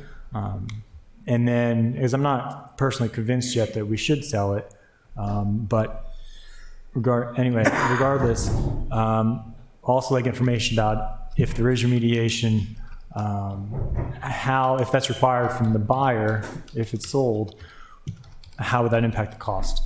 And I don't need that now, but I think it'd be good to have with the staff report that comes along later on. Absolutely. Let's let David talk to it a little bit if you'd like. Yeah. Thanks, Dave. Yes, so we've taken a look at the Hudson Street site. Because of its sort of remote location, we're going to take all of the stormfront glass out of the building. The project, no matter which site it's going to end up at, is going to be more expensive than it was 6 years ago when we first got this funded, when we got the appropriation. So that's something that we all need to understand going into this is the cost at Forest will be less than it would be at Spa or Forest Drive, but it's still going to be more than what we have appropriated right now. I'm concerned about those costs because the cost of steel has gone up so much. The cost of hiring contractors has gone up so much, and this is going to be a pre-engineered metal building, similar to Pitt Moyer Rec Center. So the cost is going to be high, and that goes for any site that we build it at. But we feel like because we can take away a lot of the nice aesthetic features of the building, that the cost will be significantly lower than it would have been at Spa Road or at Forest. As far as MDE goes, we met with them. We showed him all of the investigative reports that we've done for Weems Wayland Field. We've done the phase 1 and phase 2 for the main site that we were going to build on. Those are all in good shape. It's Weems Wayland Field where the incinerator ash was disposed of. So what they suggested is that we officially send them all of the reports that we've done, and they would then tell us what holes we have based on what the usage would be. Their feeling was that if it remains a playing field, the worst case would be that we may have to have some methane wells to vent out any methane. So we're going ahead and testing for methane now. We didn't test for that before. It's an old landfill, and it hasn't had organic material for years and years. So we think that methane's going to be low. But they thought the worst case would be that methane wells and then some additional soil cover on top. Fairly low costs involved with that. For residential, they said that their feeling would be that we would have to excavate most of that material out. So it's about 15 feet of material that would have to be excavated out. Again, we don't have that officially from them. They saw the reports. They made those statements to us verbally. There were 3 of us that went up and met with them. So if it was going to be residential, then we would have to go through the full voluntary cleanup program process for residential to get a better readout. But the news was good for keeping it as a playing field of just venting out any methane that might be in there and adding additional cover. Alderman Gay? I have just questions in regards to the traffic associated with this location, both throughout the construction phase and then once we get to it being utilized with the project on West Street going on near Monarch, and just also the constant backup and accidents that we have on West Street. Has that been taken into account while selecting this location? Yeah, it was taken into account. We thought a lot about that before we moved forward with the decision to do the purchase contract. Most of our egress from that site will be early in the morning because our crews start early, and so we think that most of the trucks will be out before heavy traffic on West Street.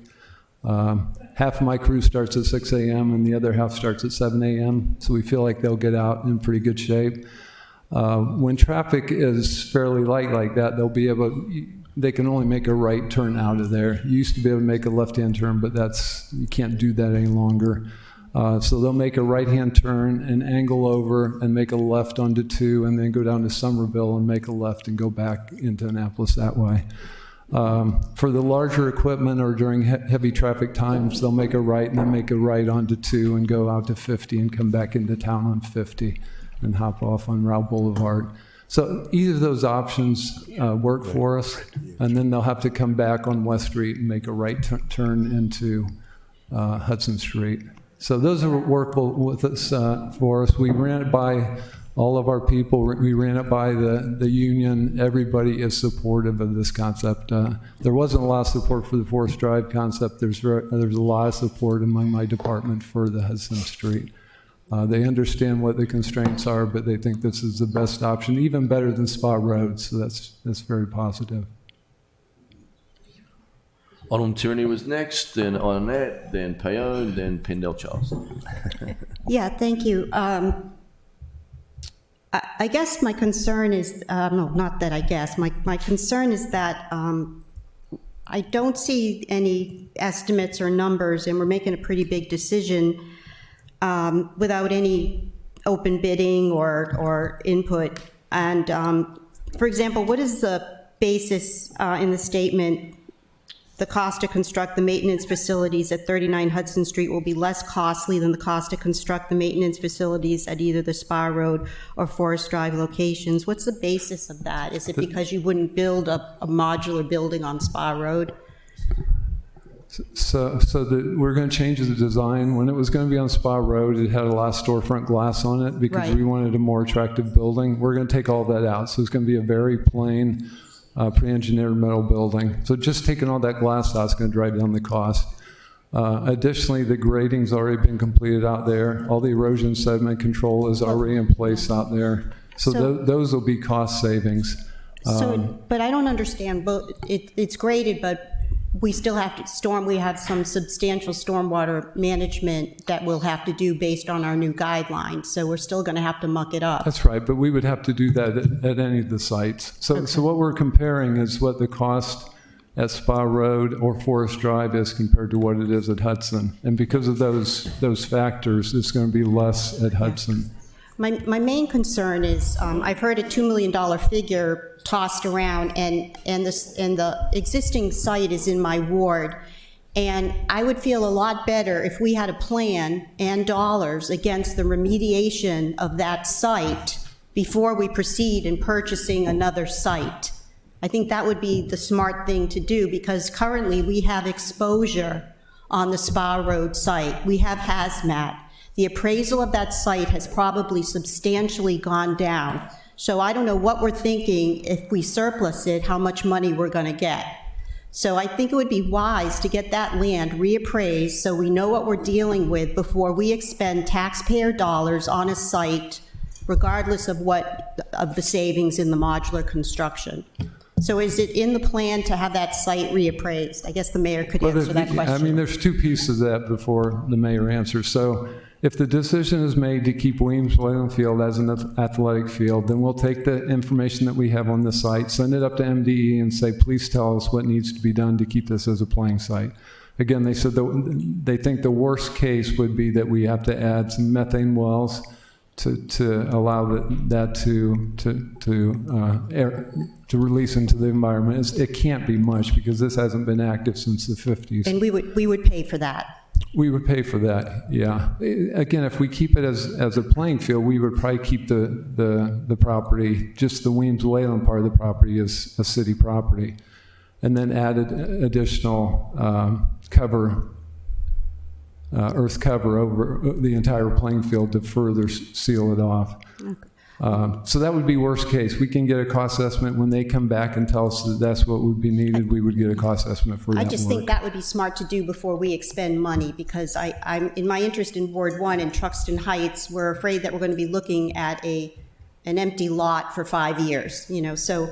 So I just think that we should evaluate that exposure and how much it's going to cost to remediate, and a win-win would be if we had a playing field expansion there. So, and the other concern I had was the traffic is, I tried it out, and you exit outbound on West, and you do have to do, if you're going back inbound, you have to turn around at a major intersection. So it's pretty rough, but I guess you're going to have most of the trucks in the morning or mid-afternoon, but it's going to be pretty rough if you're making that turn to go back. Do most of your trucks in the morning, do they go into Annapolis or do they go out? They would from there, because that's right on the edge of Annapolis. But you know what I'm saying. They would head back in. So if there's heavy traffic at all, they'll head to 50 and come back in that way. It would be easier that way. It's much safer that way, and that's what really matters.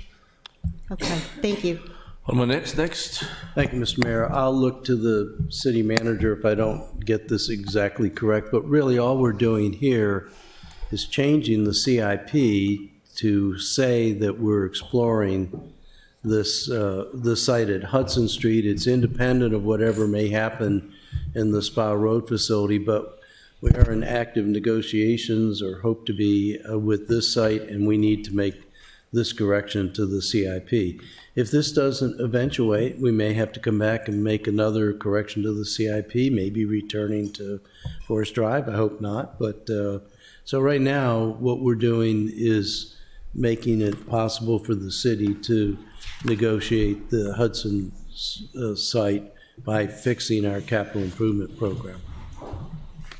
But the mayor mentioned a groundbreaking, so I just want to make sure that there's no groundbreaking until we figure out what we're doing, or are you intending on having a groundbreaking? I didn't. When did I mention a groundbreaking? Okay. Okay. I don't think we... So Alderman Pam was next, then Alderman Pendell Charles, then Alderman Finlayson, and then Alderman Mr. Gerald, do we know how much stormwater remuneration work needs to be done still? I mean, it's my understanding that Absolute Fireproofing had done a substantial amount. I noticed there were a couple of ponds that seemed to be holding ponds. Matter of fact, I think there were 4 or 5 of them, as I recall, on the on the property. And Yeah, what they've done is the erosion and sediment control for the grading operation that they have out there. So that's not permanent, that's just during construction. But all the stormwater management has been designed, so that will be done during the full construction effort. all right, how will this mesh with what the county has done in the headwaters of Weems Creek? I mean, they've really done some good work. Oh, well, we plan, this is new development, so we plan to do 125% stormwater management. So it's going to be a well-protected site when all the stormwater management's in place. It's very well protected right now with the erosion and sediment control that's in place.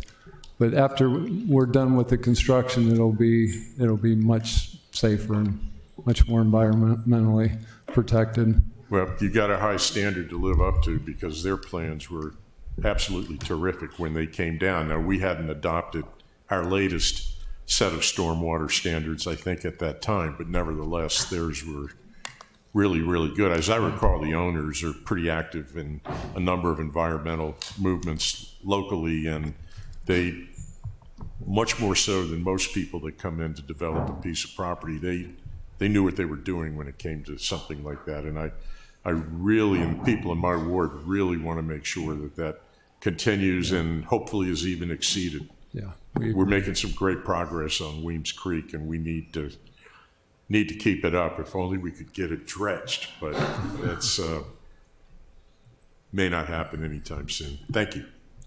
Alderman Pendell Charles is next. Thank you, Mr. Mayor. As the Alderwoman for Ward 3, I certainly welcome this Department of Public Works headquarters building.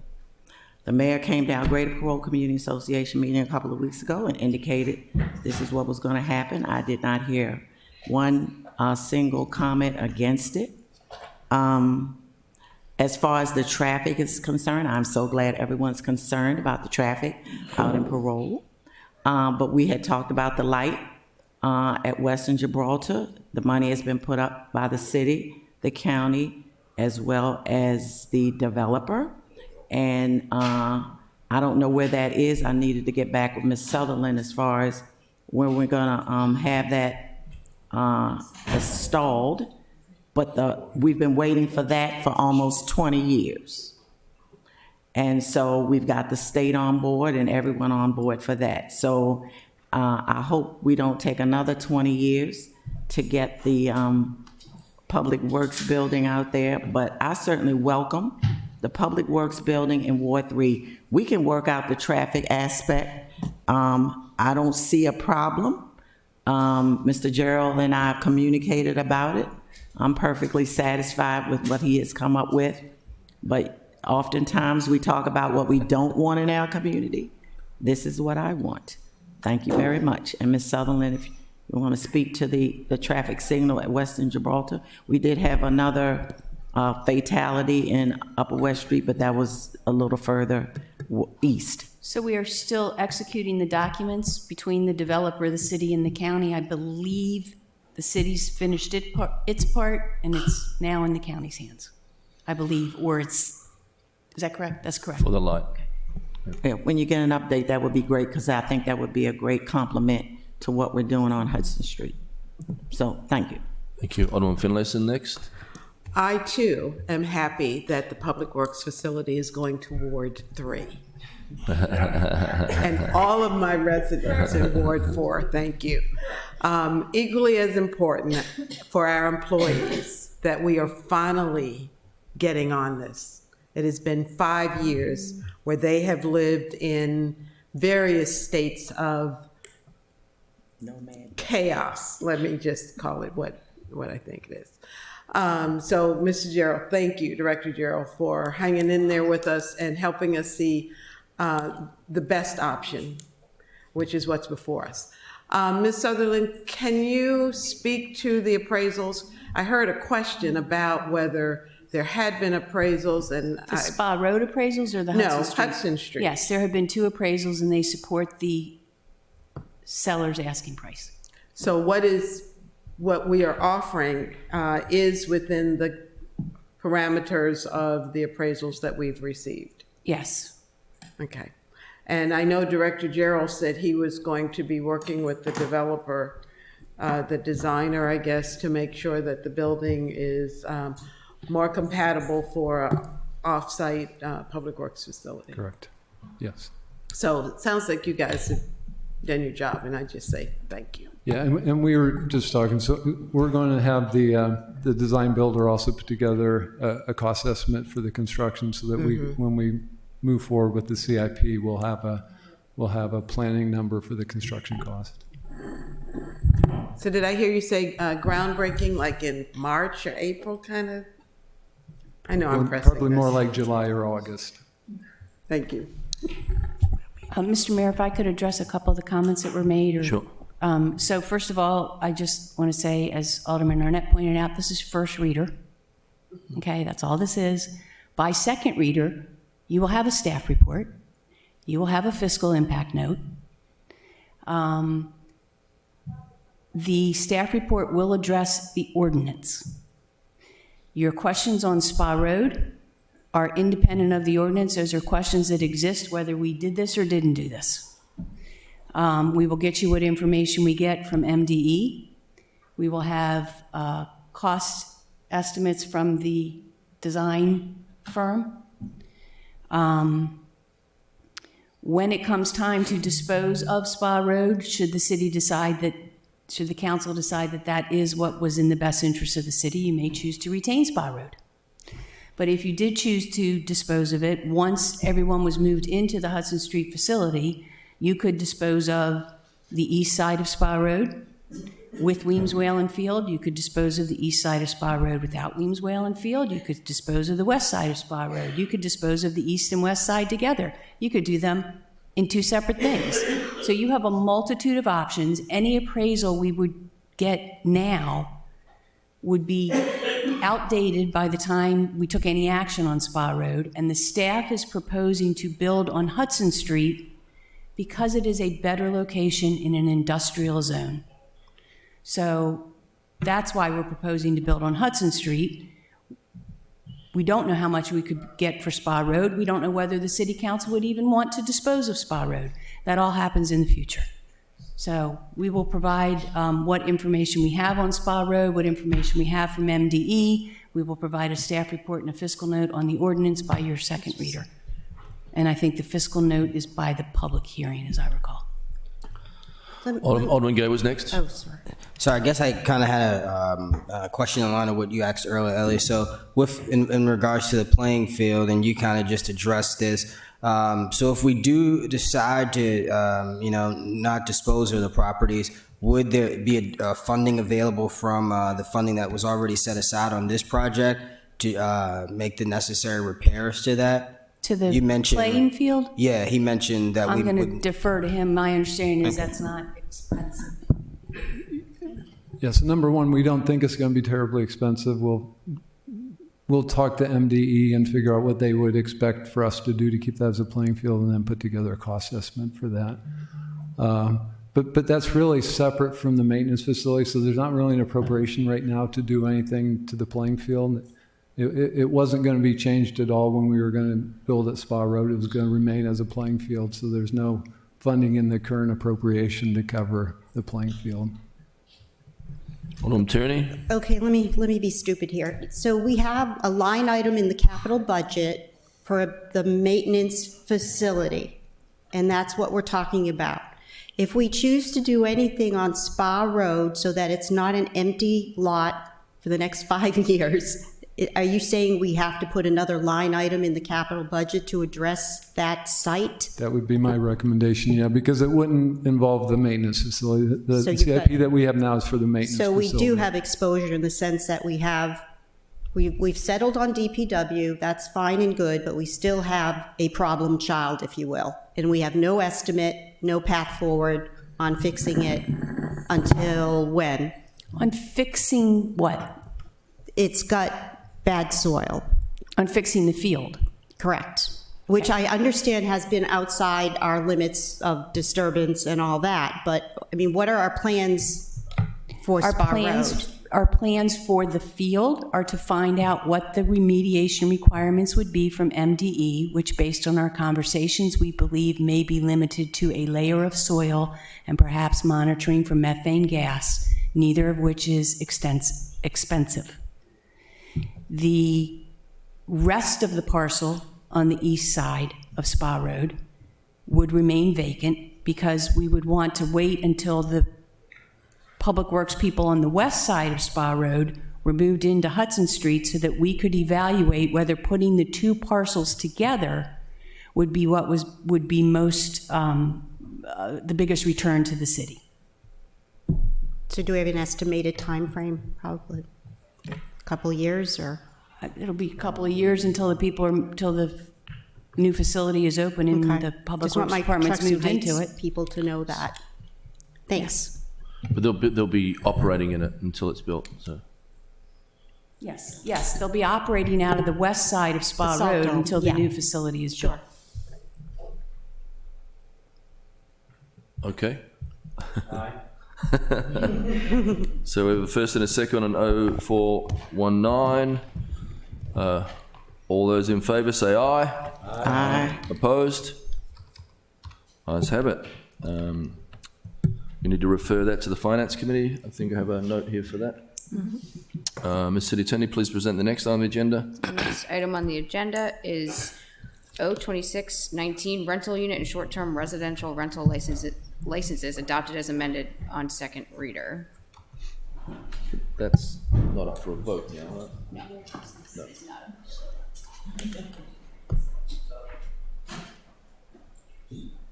Alderman Savage. So the intention with putting this back on the agenda was to see if we could get a motion to reconsider from one of my colleagues who have voted in favor of this the first time.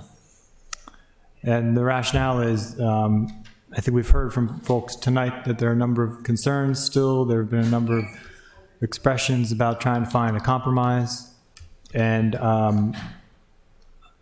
I feel that in order to even have that conversation about a compromise, we can't do that unless we open this back up for second reader discussion about the amendments. And some of the amendments I have proposed would be what I see as corrections to help strengthen the underlying ordinance. Some would take it further to limit only to primary residence.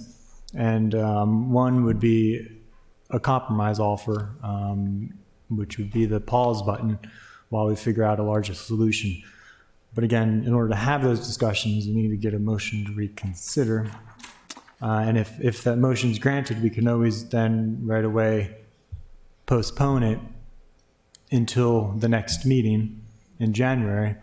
So you open it up for second reader, and we don't have to even talk about all the amendments tonight, and just postpone it immediately, and we can then have time to talk about the amendments until January. We can come back in January and talk about them more, because I know some of the amendments were not.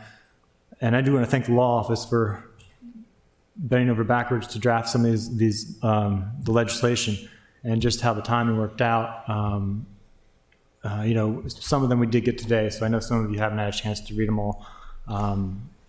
So that's why I think it'd be good to have some more time. It would have to have been somebody on the prevailing side. So, do we have a motion to reconsider?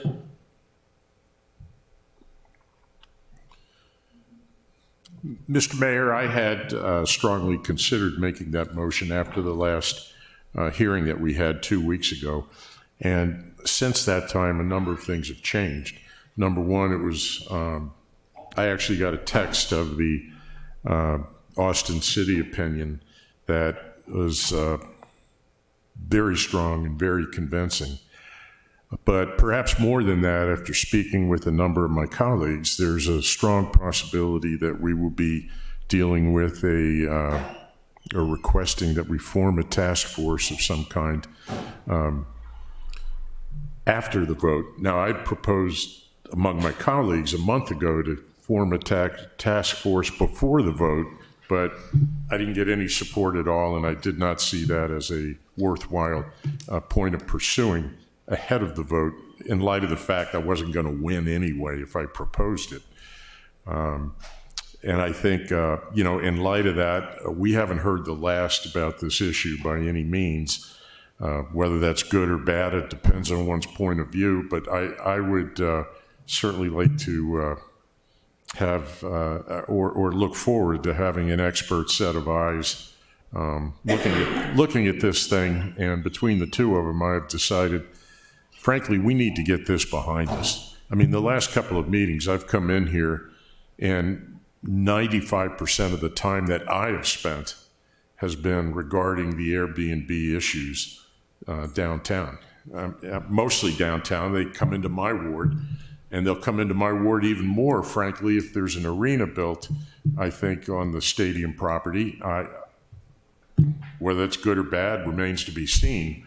But the interest is still there. The interest in getting it right, absolutely right, is still there. I agree there is room to compromise even after this passes. I think Ms. Holt particularly got my attention again this evening with some of her suggestions, and I think these are things that may very well be implemented at a future date. I'd be interested in digging a little deeper on some of the things that she said, because they weren't things that I had thought of.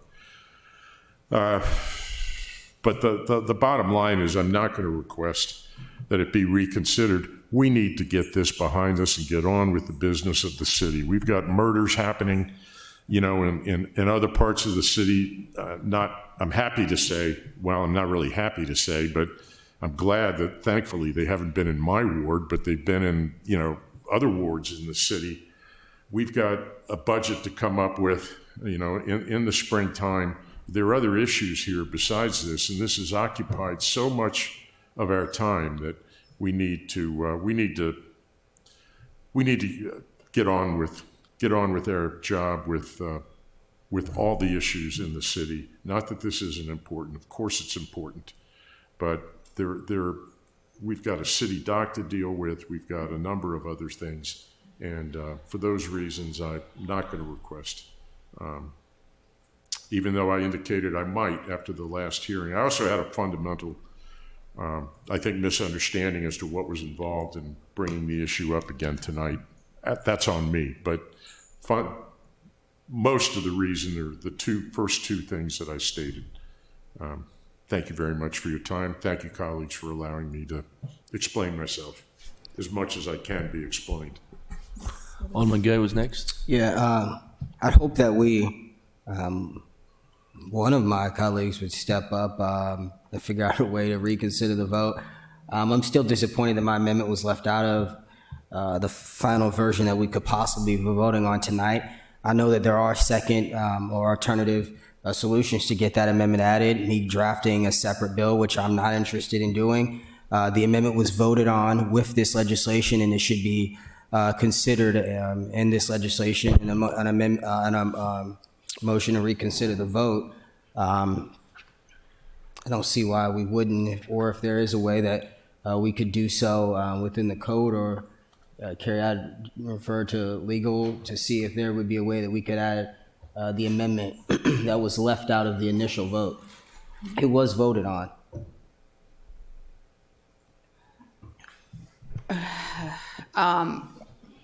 Well, okay. I think the problem is, and Regina can speak to it better than I can, what the intent was different than what was actually voted on, because the change was handwritten into the initial ordinance, and it didn't carry over into the electronic version. So technically the council voted on the original age. So, I mean, it sort of is a tricky situation, but that is what the body voted on, was that 21, I think, is what the age was, and you wanted to change it to 18. It was an oversight, but that's what was adopted by the council. So it's officially part of the legislation. So there's no, something that we originally voted on to be included in what potentially could be a final version of this bill is now being excluded because we are not considering reopening it out of fear that it could drag on when we would vote on it the same date regardless if it be moved to January. I'm confused on that, and I'm not sure how that can happen. Imagine if it was something critical to this bill that was left out of the final version. I'm not. I can just say that in order to reconsider an action that the council took, they had to do it at the meeting where it actually happened or the next meeting, which would be this meeting. And the only people that can vote in favor of reconsidering the action taken at that meeting was someone on the prevailing side, and no one on the prevailing side looks like they're willing to make the motion. So the next time that this bill would show up on an agenda, which will be on January 13th, will be as a third reader, the final vote on the bill. So would it be possible if I'd like to look at some way, I'm not sure the city manager could get involved, that we postpone the vote on this until my amendment is added. I'm not interested in creating a separate bill. I'd like it voted on, and I'd like it added in the final draft of this bill. Alderman Gay, I do apologize, but that is not the way that our code is written. So there's no legal way that what I propose as an amendment can be added? Unless you convince someone on the prevailing side to reconsider the vote. Because if they reconsider 026 adopted as amended on second reader, you are back at the point where you can amend the bill, and nobody was willing to do that. So we're done So we're with that leaving part. the vote, okay. I'm sorry. But we still can achieve it. You can still get it done, Yeah, but that's it will not have to be in a separate it bill. could still be done, but it was voted on in this, and I'm not sure why we can't open it up to. It's the code. Alderman Savage? I just want to clarify, though, my colleague from Ward 2, Mr. Paone, I just want to clarify in terms, and also the mayor, I know I've heard from you too about just wanting to move on, get this behind us. But again, like my colleague said, like our colleague here said, whether or not we reconsider tonight, it's still going to have the same vote on January. Is still going to be the final vote, no matter what we do.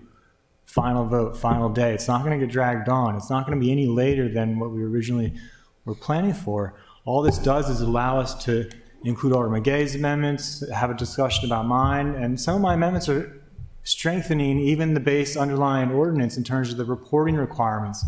Many of you have said that you want to ensure that we get an accurate understanding and inventory of what's out there. The reporting requirement I have as an amendment makes that a guarantee that we're going to get that information.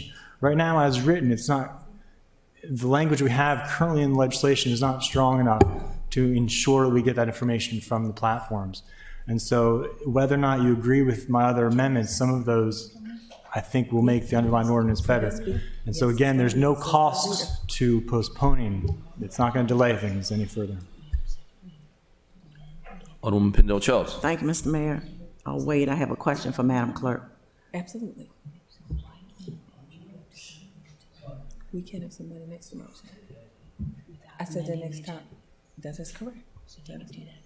Absolutely. Madam Clerk, I have a question. Sure. You indicated that only the prevailing parties can make the motion, and who would those persons be? That will be, okay.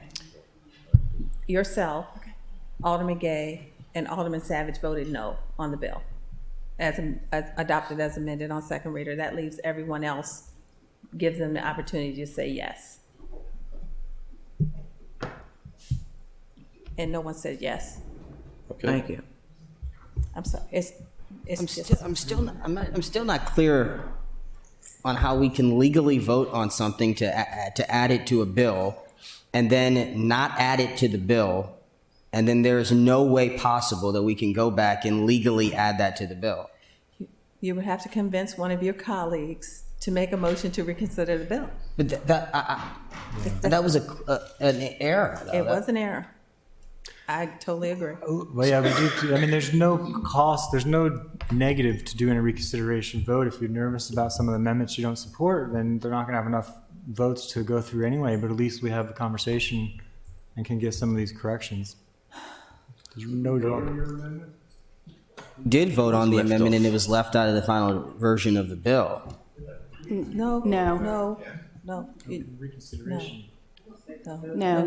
So, if I might, when you voted on Amendment 29, and you did not vote on Amendments 1 through 28. No, we did. Okay, you didn't vote on Amendment number 9, which is yours. You did not vote on Amendments number 28. Amendment number 29 took numbers 1 through 8, and 11 through 28 and put them all in one amendment number 29, and it overlooked putting your amendment number 9 in. So the fact is, the amendment that was adopted, no one ever voted on your amendment. No. And the amendment that was adopted didn't include your amendment. It was adopted by the city council. That is where it stands as of right now. And she is correct. Alderman Gay, we received your amendment, even though it was labeled number 9 after we had the other two groups.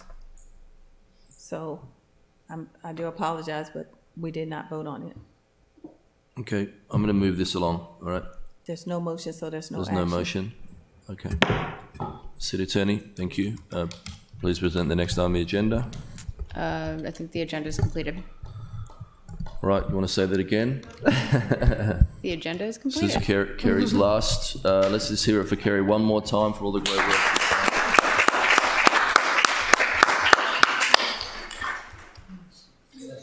Alderman Paone?